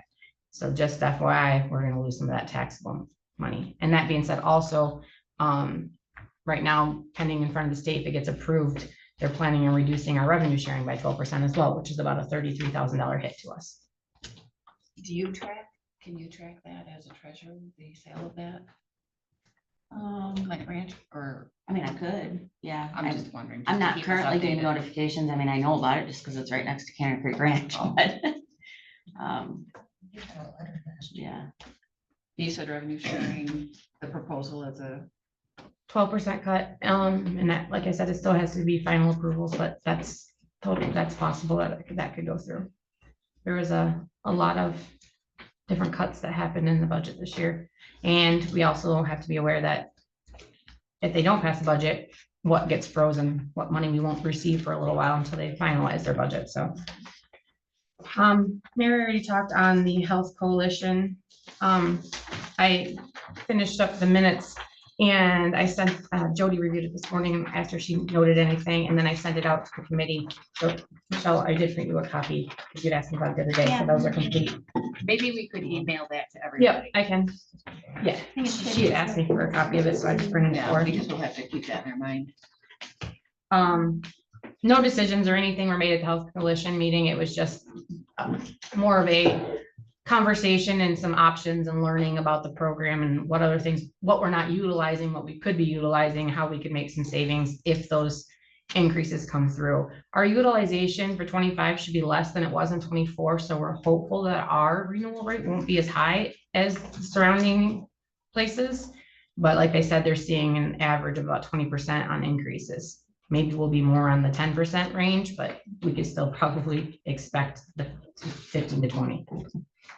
What are the next steps then? Because the committee met once, and then how does the process go? So now that the committee's met, we have those options for us. Now we wait for renewal rates. So we'll get renewal rates from our agent. I just received the letter from Priority Health to send out the questionnaire. They ask us about how many employees are still here and all those questions. And they will then work on our renewals, and our agents will get comparables from other counties. Hopefully we can get some retention credits from Priority Health if they stay with them. Once we have those renewals, we'll call another coalition meeting. We'll go through all the options, and then we'll discuss ways to save, or if we need to make any changes, or if we can afford to keep what we're doing. And then they'll put together a proposal, vote on it, and it'll come to the board for approval.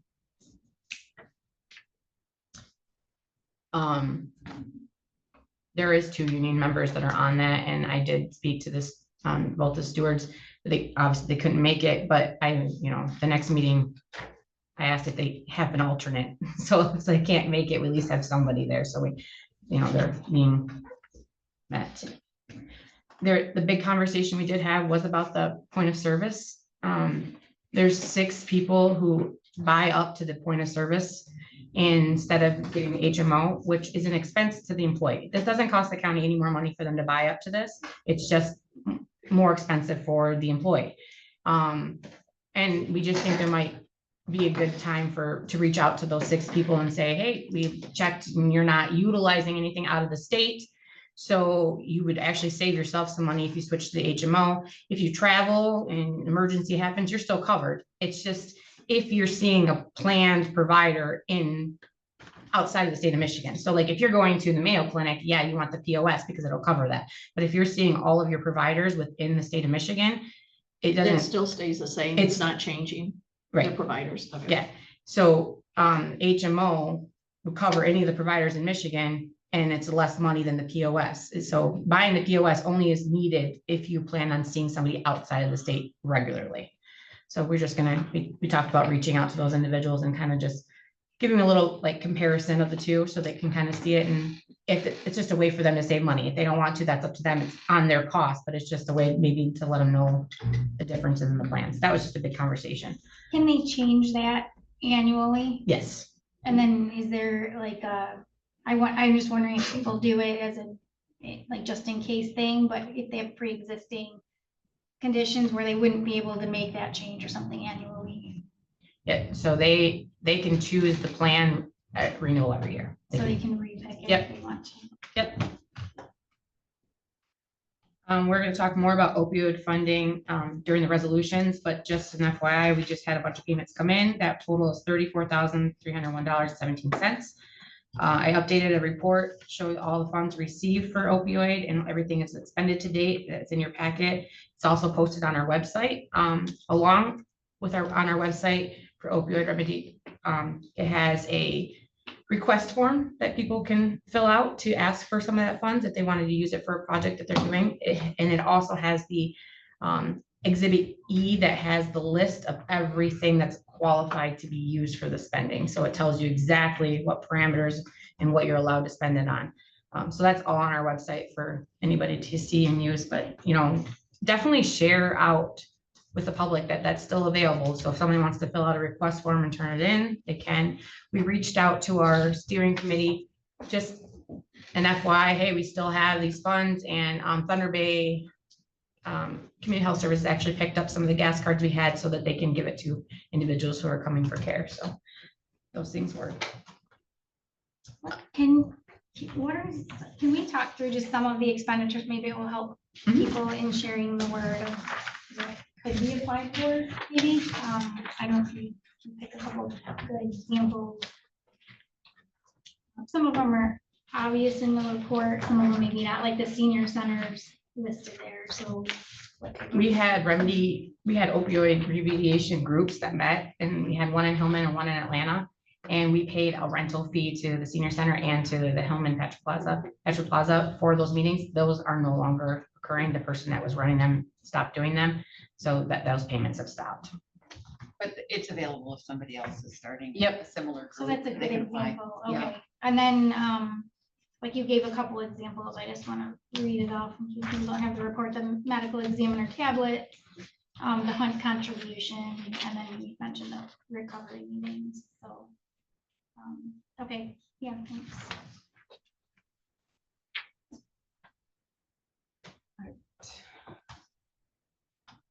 We talked about, it was brought up in the last board meeting about the building department, and I just shared information with the board, so I put it in my report as well, that the soil erosion officer and the building inspector was the topic. I sent a report showing you the revenues for the building department. They've increased from 2016 to 2024 from $125,000 to $275,000. This revenue consists of permit and inspection fees. That's an interest, and then the sale of the building department truck. There's no other revenue going into this fund. It is self-sustaining. The expenditure increases in this department is because 80% of all permits are paid out to our contractual inspectors. So that'd be our mechanical, plumbing, and electrical inspectors. And then $50 per inspection is paid to our subcontract building inspector. So the number of permits and inspections going through this department has increased exponentially, and there have not been any additional staff added to this department. Without having the subcontract building inspector, our building department would not be able to keep up with the sheer quantity of inspections incurring without hiring another employee for the department. The fund balance has also increased from 81,000 to 111,000, and they continue to purchase their own assets, such as the new lease truck. They're paying for all that expense. And they also provide asset purchases for the county building when needed. Like we have a big copier downstairs. That was purchased by the building department. If we replace that, they could also do another purchase like that. Just a little update on some of those things, so you have an idea of what's going on at the building department. I did put the request to the inspector to get me the permit count, so I'll get that to you as soon as he gives it to me. And then just another note, because it was brought up.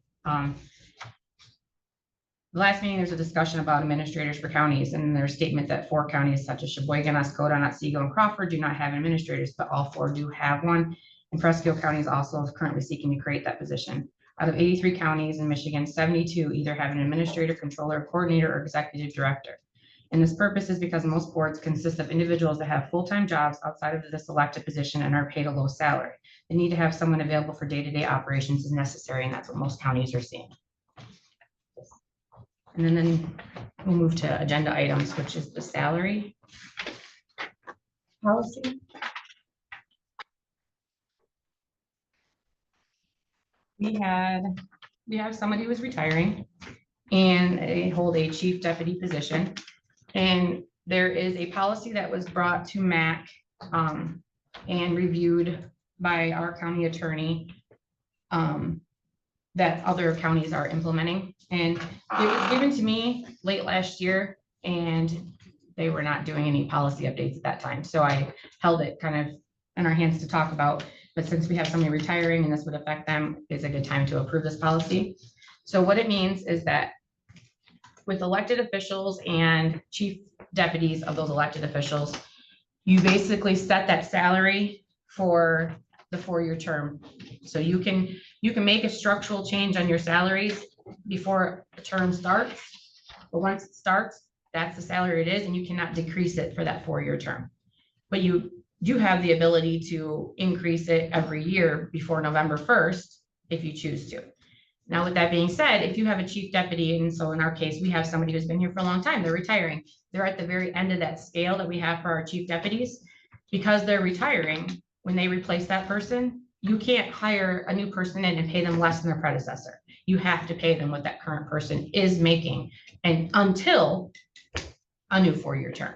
So that this policy is just stating that so that there's no confusion. So when the Register of Deeds office hires their chief deputy, they will be hired in at what the predecessor is making.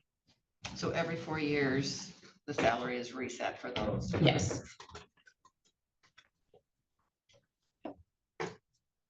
So I gave you guys the proposed policy. This is the one that other counties are putting in. It was blanket, nothing's changed. There are no specific county names. It's just what every county is putting into place. Our attorney has reviewed it and it notes all those changes. There is a spot in the back there that says the following non-binding principles apply. And there was a question that asked me what that means. That just means that even though you have the ability to increase every year, the board is not bound to do that. It can depend every year on your financial ability to have an increase. So, you know, every year when you make a COLA increase decision, you're not bound to make that. It's only if you can.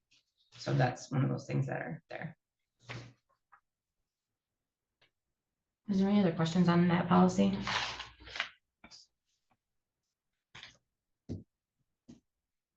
No. I'd make a motion to adopt the salaries for elected officials and chief deputies.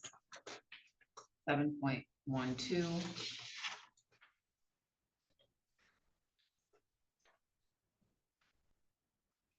Is there support? I'll support. Motion and support. Is there any discussion? Yes, I did.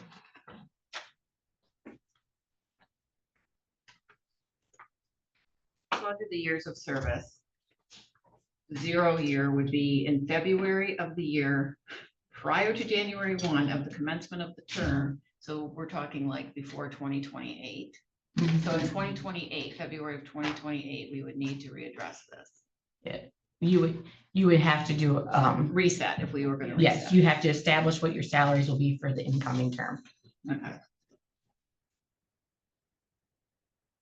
Reestablish. So basically, every 4 years, you can We have a reset choice that if we range. want to. So if you're one, and then but still before November 1st, if I understand correctly, we can still, you know, if we have a COLA increase, sometimes we don't know it by that point. Yeah, what would happen with that? Sometimes we don't even know what the cost of living are by before November 1. But you can increase Or decrease, or decrease. or do nothing. Or do nothing. Or do nothing. In that 4-year cycle. For the next You can for term. the next term. Yeah, That's for the next it. Not during. Not Not during. Year 0 is like that transition. Yes. Budget and new term. I'm just trying to see the timeline of when all of this needs to unfold. Right. I don't, you know. I just want to give a thanks to Teresa Walker because this affects her department coming up. And so instead of waiting and dealing with it a little bit later, trying to be proactive and getting this addressed. So I think it's good that we can address this before we are in a situation where we actually have an issue with having to replace a chief deputy. Any other discussion? Since this has to do with salaries and elected officials, can we do a roll call? Pelletier.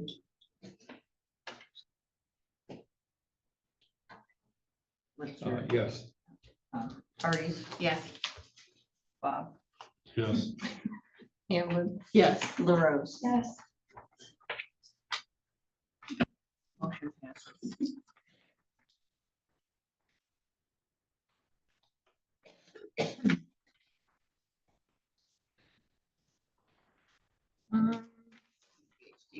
Next is the DHC4 appropriation.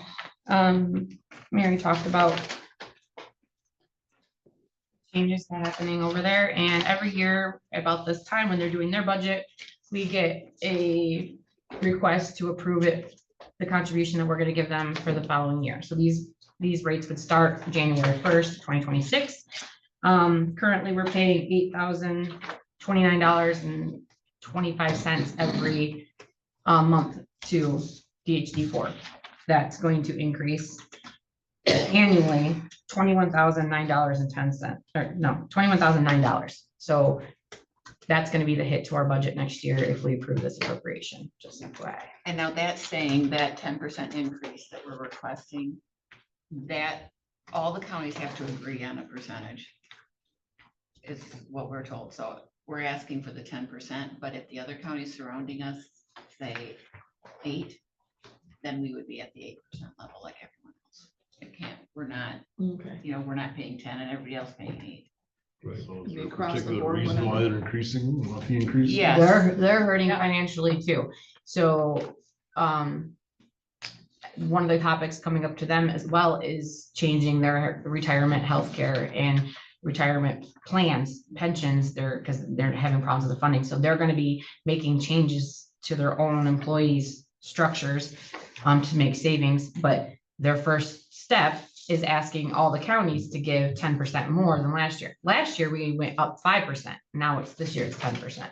So this is up to the board if you want to approve it or not. This is just the request. And like Mary said, if all the counties don't agree to it, which I don't know if all the counties will agree to it, because I know Alpena is hurting. And I don't know if they can afford to take the 10% hit, because to them, that's a higher amount, like because it's based on population and your taxable value. And then those percentages are combined together to create what you're gonna pay for those 4 counties. So Alpena is the highest hitting, and then you have, Sheboygan to be the highest hitting, and then Alpena, and then you have Presque Isle, and then Montmorency were the lowest on the totem pole for cost. So if those other 3 say no, 10% won't be what we pay. We'll pay whatever everybody else agrees upon. So it's up to the board if they want to agree to pay the 10% contribution increase, or if you want to deny it or suggest another one. That's up to you guys. This hasn't gone to the other 3 counties boards yet, They're doing what we're doing right now. That's in the cycle we're in. Hopefully, but none of them have made a decision. I think, They're facing it just like we are right now. at Yeah, their I just next was board curious if meeting. their boards I think- voted on it yet, I think- at the 10 or less. there's somebody else. Do they have a meeting Friday maybe? Discuss. I haven't Right heard behind us. anything I approved think yet. it'll, Tomorrow. it's, Mhm. oh, Sarah it said is tomorrow. Yeah. That's I was what's gonna say, I hard. think we were the first and then it'll be Presque Isle and Alpena will be in September. And when does the decision need to be, just before the end of the year or sooner? Before the end of the year for our budget purposes, but Well, for theirs too. For theirs, I didn't know if they have a deadline they're asking. They're the same as, they need the October. Are they in October 1? Yes, they switched. So they have to have their budget approved before October 1, so they need it in September. Mhm. And again, if we pass this, just from my understanding, if we pass it and we say yes to the 10, but it comes in at 8, do we have to repass it at the different percentage? They have to come back and ask us Depending on your motion, yeah. up to. So if you said an up to.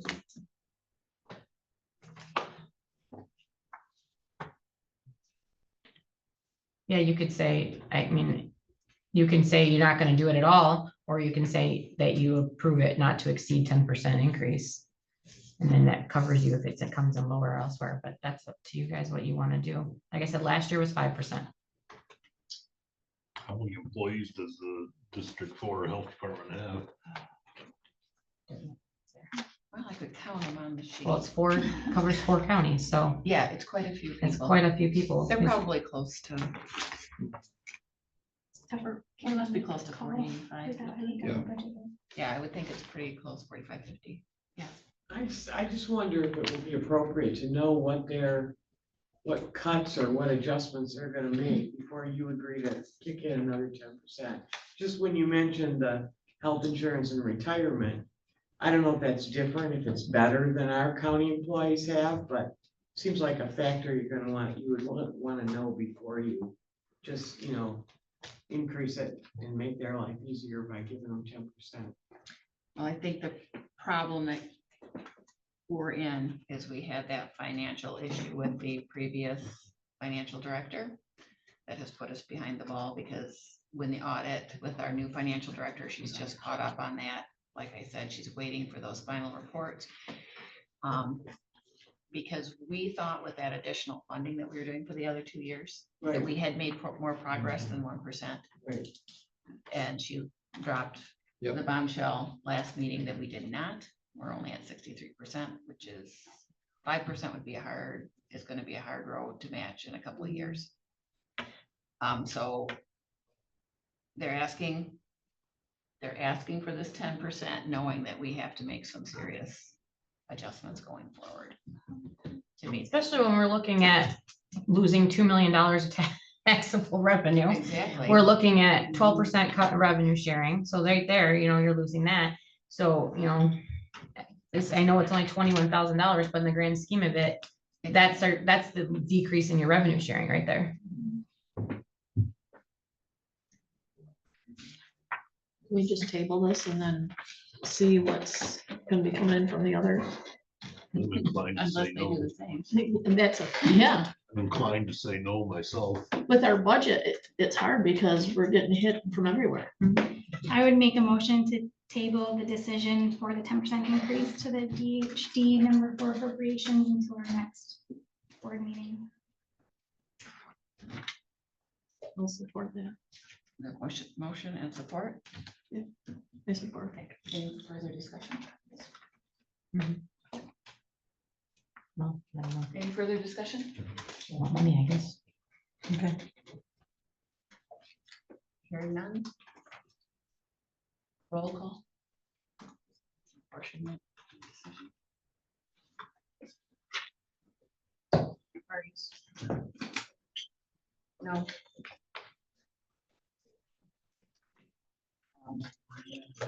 Bob. No. Wait, clarify. You're making a motion to table it. Yeah, I know. Okay.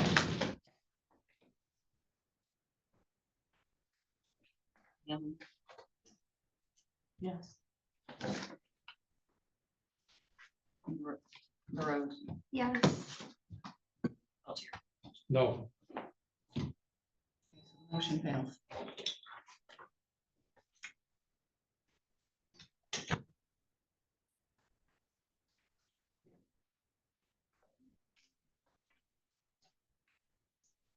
I'd make the motion.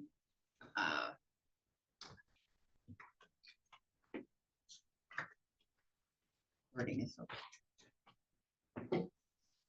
Before I do that, do we have any idea what our other, has mental health come in with anything? Oh, I'm sure they're coming at the end of the month with their requests too, I and their know. annual report, so. So we haven't. And I'm sure that'll be Do we increased know? because we got hit last year. with one. Yes, we do.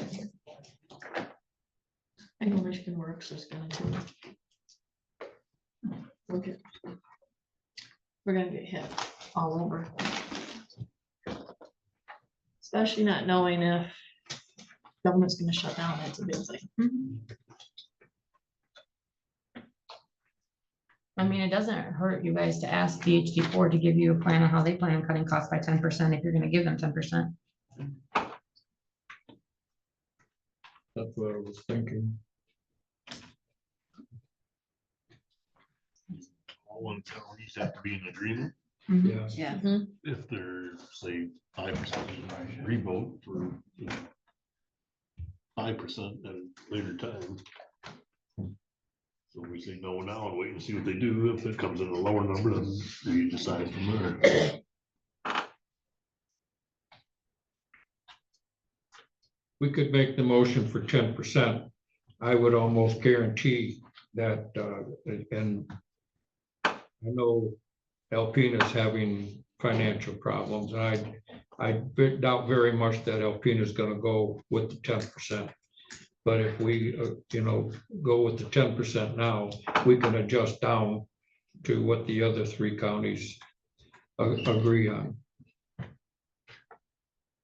Works the same way if we say no now too. Takes the chance of having it pass at 10%, we gotta pay 10%. roughly match last year's request. You could counter and say you approve up to 5. That's what I was going to say. Go up to 5. That was the request from last year's.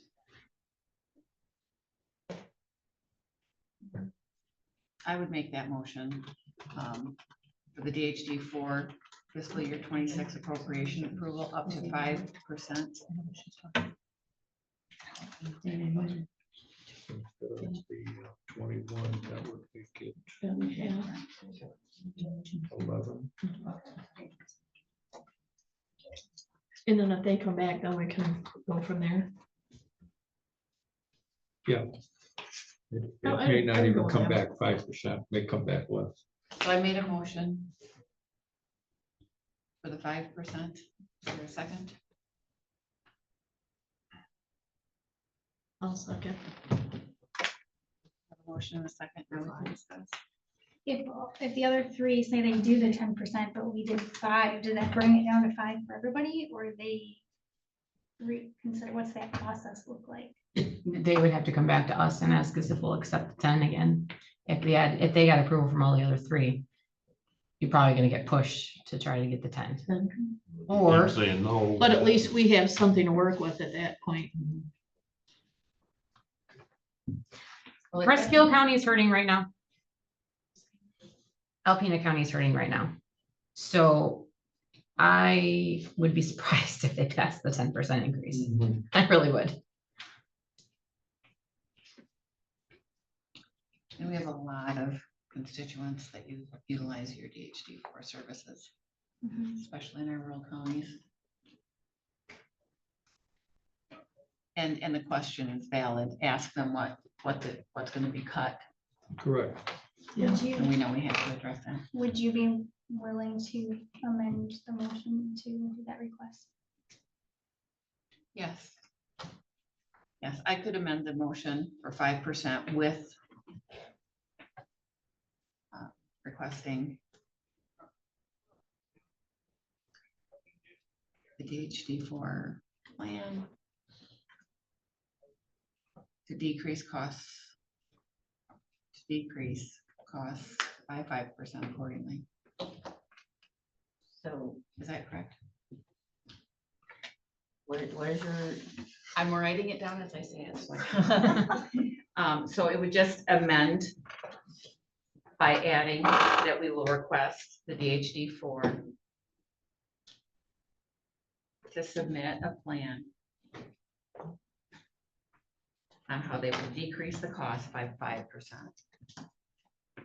for 2026.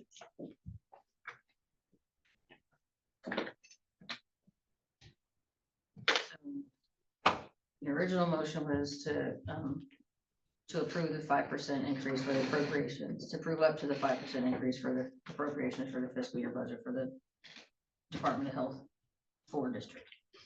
So you're now amending it to What you said with the additional request.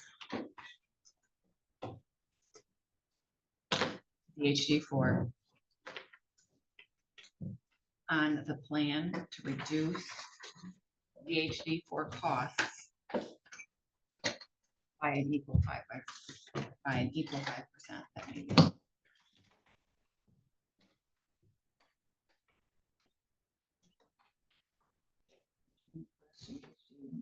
reduce DHG costs by equal 5%. Second, who second that? I Michelle? second. Did you approve that amendment? Will you second? Yes, yep, I will. Motion and the amendment approved. Any further discussion? Hearing none, roll call, please.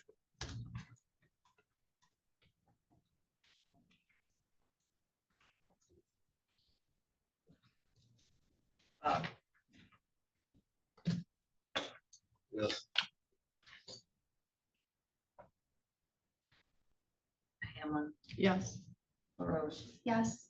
Peltier, Yes. Hardings. Yes. Motion passes. Is there anything in addition to that, your report, April, that we need to cover? No, oh, yes, actually, I just did that. I got an update from Charlie Arbor on Lake Hiawatha late yesterday afternoon. He called me just to let me know that they are working on the warranty work. It's being negotiated by Spicer with Team Elmer's. The work's going to be completed by Team Elmer's at their cost. And it should be completed estimating September to early October.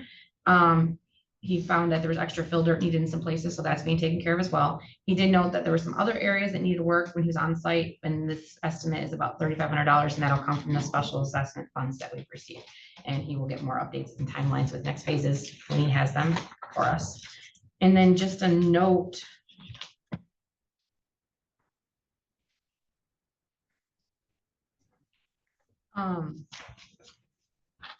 The gutters were fixed, and we had a problem with the ice and runoff buildup over on by the judge's entrance. Maintenance got up there and found that the granules from the roof, the little tiny granules, had come down and filled those gutters and pulled it apart, so it was leaning the wrong direction, which was causing all the leakage to go down right there at the parking or the sidewalk area. So that has been cleaned out and reinstalled up in the right direction, so we shouldn't have any issues with that for this winter. Hopefully. I did mention to them that we would like to look at possibly installing some kind of filter or screening of some sort, so that doesn't happen again. But that was years of buildup from the roof granules that caused that, so just that part is fixed. That's it for me. No discussion items, unfinished business is the settlement agreement for the attorney-client communication. Make that into a closed session. Motion to go into closed session regarding the settlement agreement. I'll second. All in favor, say yes. Yes. All opposed? Motion passes.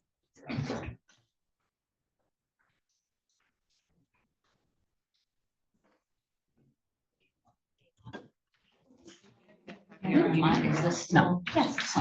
Yes. Hang on to that.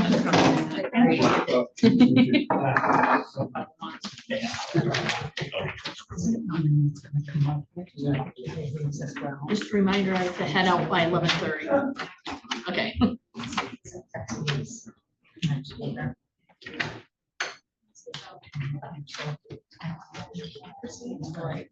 Okay. I mean, yep. Yeah, it's at the very end. No. I wrote it. I had a copy of it too. Yeah. What I gave them, just telling them you requested. Friday's your day off, but I can check. Just tell them, I think I'm on my writing on that, because I was just saying that. Yeah. But I'll- I'm not worried. Yeah, I'll do that. Show you that. Okay. And I've had it on all. Okay. Just saying it's already, it's an AG as well. I'm sorry, guys. I just want to make sure that was yours. Excuse me, thank you. What's that? Hang on one second. Yeah, move everybody.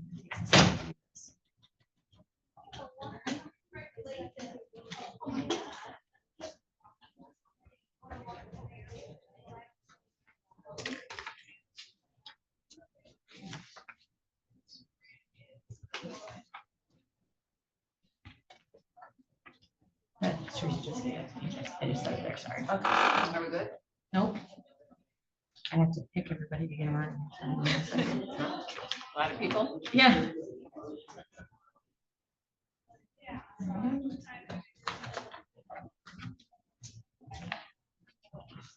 Sorry that air keeps kicking on, but with so many people in here, it brought the temperature up in here. I don't think the temperature is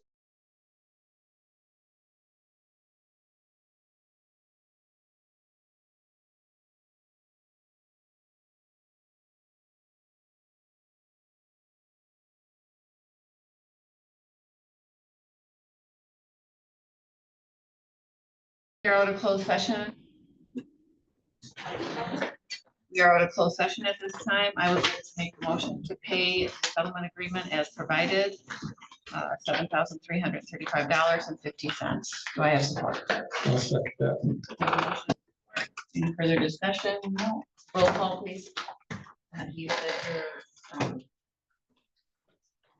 to pay for the settlement agreement as provided, $7,335.50. Do I have that amount correct? Verify that. $7,000. $335.50. $50.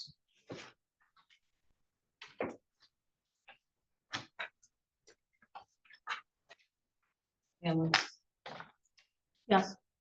Rose, Yes. Peltier, Yes. Hardee's, Yes. Bob, Yes. Seconded that one. Lloyd,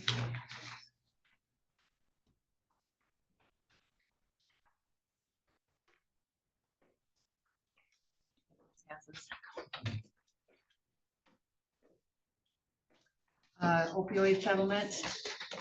So we have new ones that have come up, and that is, you have two resolutions in front of you. One is the Purdue settlement agreement. They did I'm gonna read you the email, or just the notes. This is confidential, not so much for you, so, but our attorney sent us the, resolution so that we can let the law firm vote in favor of the bankruptcy plan for Purdue, because they're part of the settlement, so they will take care of that restructuring that's gonna happen for us. And then entry of the proposed Michigan State subdivision agreement and entry of the participation agreement for the Purdue Sackler settlement. So that is the first resolution that we have in front of us. And then the second resolution is to entry of the proposed Michigan State subdivision agreement and entry of the participation agreements with each of the small manufacturer defendants. So I'm gonna name, there's 8 of them, and I probably will screw these names up because they are very weird. Elvogan Inc., Amneal Pharmaceuticals Inc., Apotex Inc., Hikma Pharmaceuticals USA, Indivior Inc., Mylan Pharmaceuticals Inc., Sun Pharmaceutical Industries Inc., and Zydus Pharmaceuticals Inc. Those are the 8. So these are the 2 resolutions to join those settlements as well. Same parameters as all the other ones were signed on to. It falls under Exhibit E. That's how the money will be spent. The attorney fees all come out of that settlement. It doesn't come from us. So what we receive is what we have to use for those expenditures. So I have a copy of the resolution. You have a copy, right? Lori, I gave you one. There was just a question, Michelle LaRose had just asked a question about, they look the same on the resolutions that we received, but on the actual agenda, it says Purdue settlement and the entry of participation agreement. The resolution names for the 2, I know the resolutions are different, but the names are the same. I didn't know if that's confusing in the future, if they have the name, or if that was intentional, or should there be something added to each one to distinguish the 2? That's what they gave me. I'll double check though. Just like how you actually, if you put it, if it was in, just like you did it in the agenda, if that would work. Well, yeah, the name I gave you on the agenda was to distinguish the 2 one, but the Right. resolution. And that's the wording is what question. they gave us. That's exactly the question. Yeah. Let me double check though. when I do it in the minutes, it's gonna look like you approved the same resolution as twice. Yes, it is. You just called it a different number.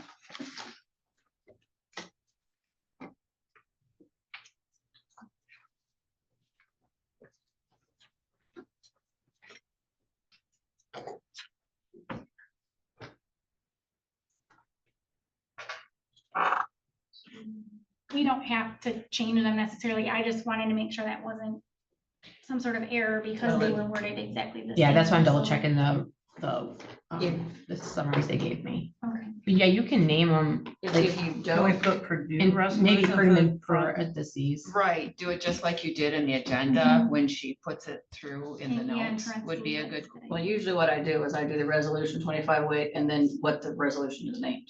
Yeah. There you go, and that would be what's in But the here. resolutions are both named the exact same thing. So can you put the name over the So you would need to, In parentheses, after each one, could you put 1 Purdue and you could put the second one, the 8 other entries? Because they gave me the same exact name for the So- samples they gave me.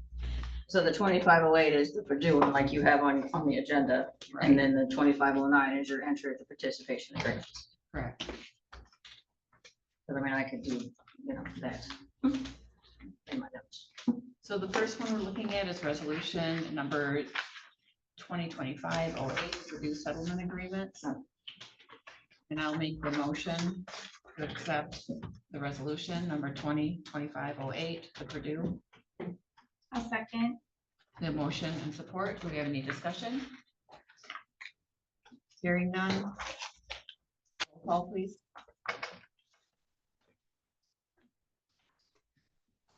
Rose. Yes. Peltier. Yes. Parties. Yes. Hamlin. Yes. Bob. Yes. Never get it. Motion passes. I didn't hear Hamlin. What did Hamlin say? Yes. Thank you. We're trying to write really quick over here. Resolution number 2025-09, entry of participation agreement.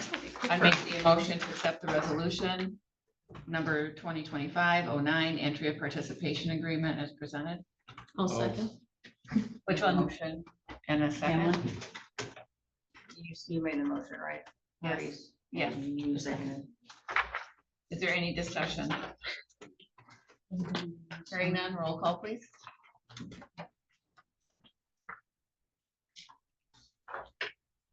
Peltier. Yes. Parties. Yes. Bob. Yes. Hamlin. Yes. LaRoche. Yes. Motion passes.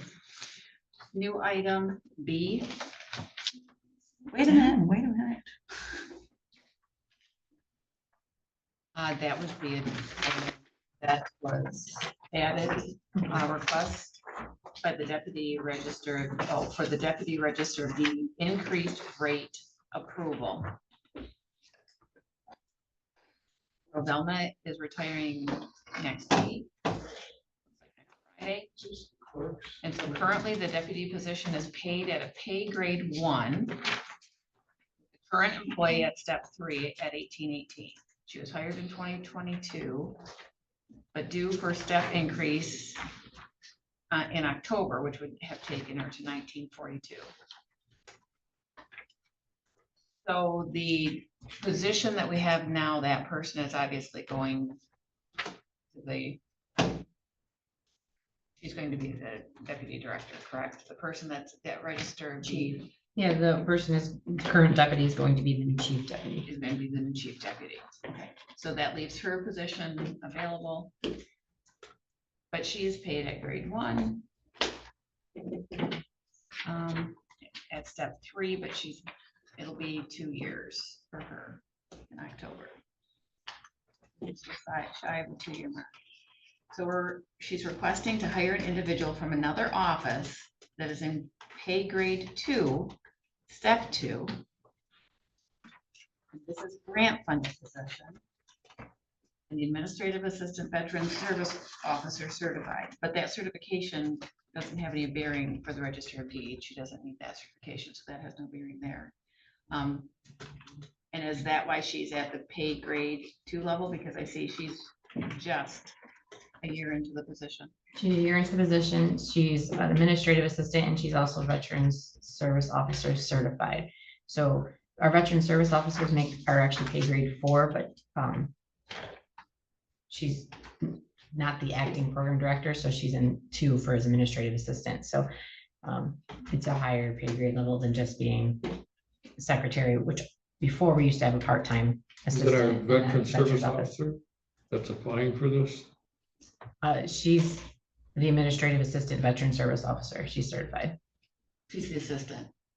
So now the VA veteran service office doesn't have anybody down there again? No, we have one person. Yeah, one. We would have one person, and she'd have to take this position. It still would be a cut in pay. So that it would be up to her if she takes it or not, but this is, Teresa asked for me to add this to the agenda. So the cut and pay would, I'm sorry, go ahead. It's okay, you can go.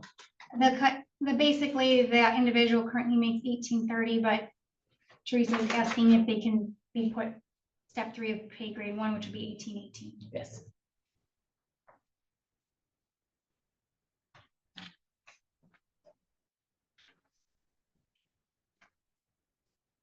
And again, that's pending if the person wants to take a pay cut to do that.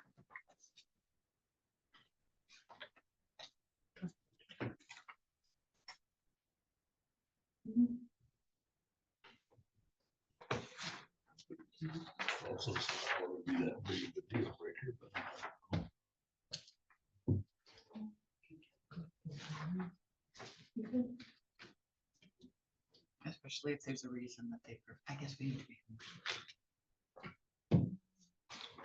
Does anybody want to make a motion regarding hiring of the deputy register of deeds at step 3 of pay grade 1 for 1818? That's the request.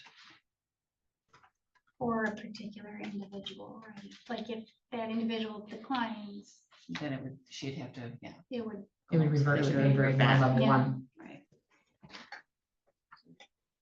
I'll make that motion. I was gonna say, I'm waiting for you. Go ahead. I'll make a motion to hire the requested individual as a registered deeds is requesting the specific individual to hire as deputy at a step 3 in pay grade 1 for an hourly rate of $18.18. Grade 1, step 3.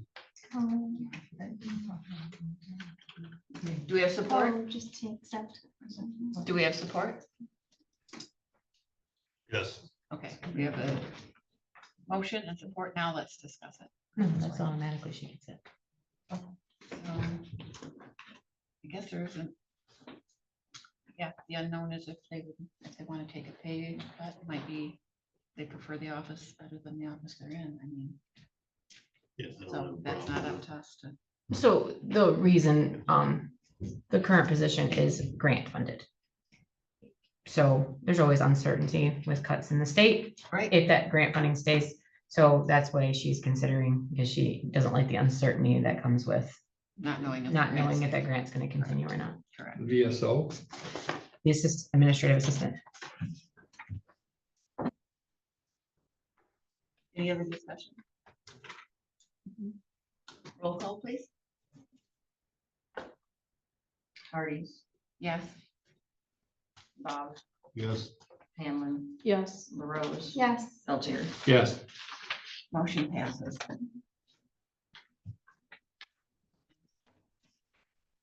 Without objection, we will adjourn. It is 11. Oh, Do a public reminder that there's no meeting. oh, yes, and we're not meeting.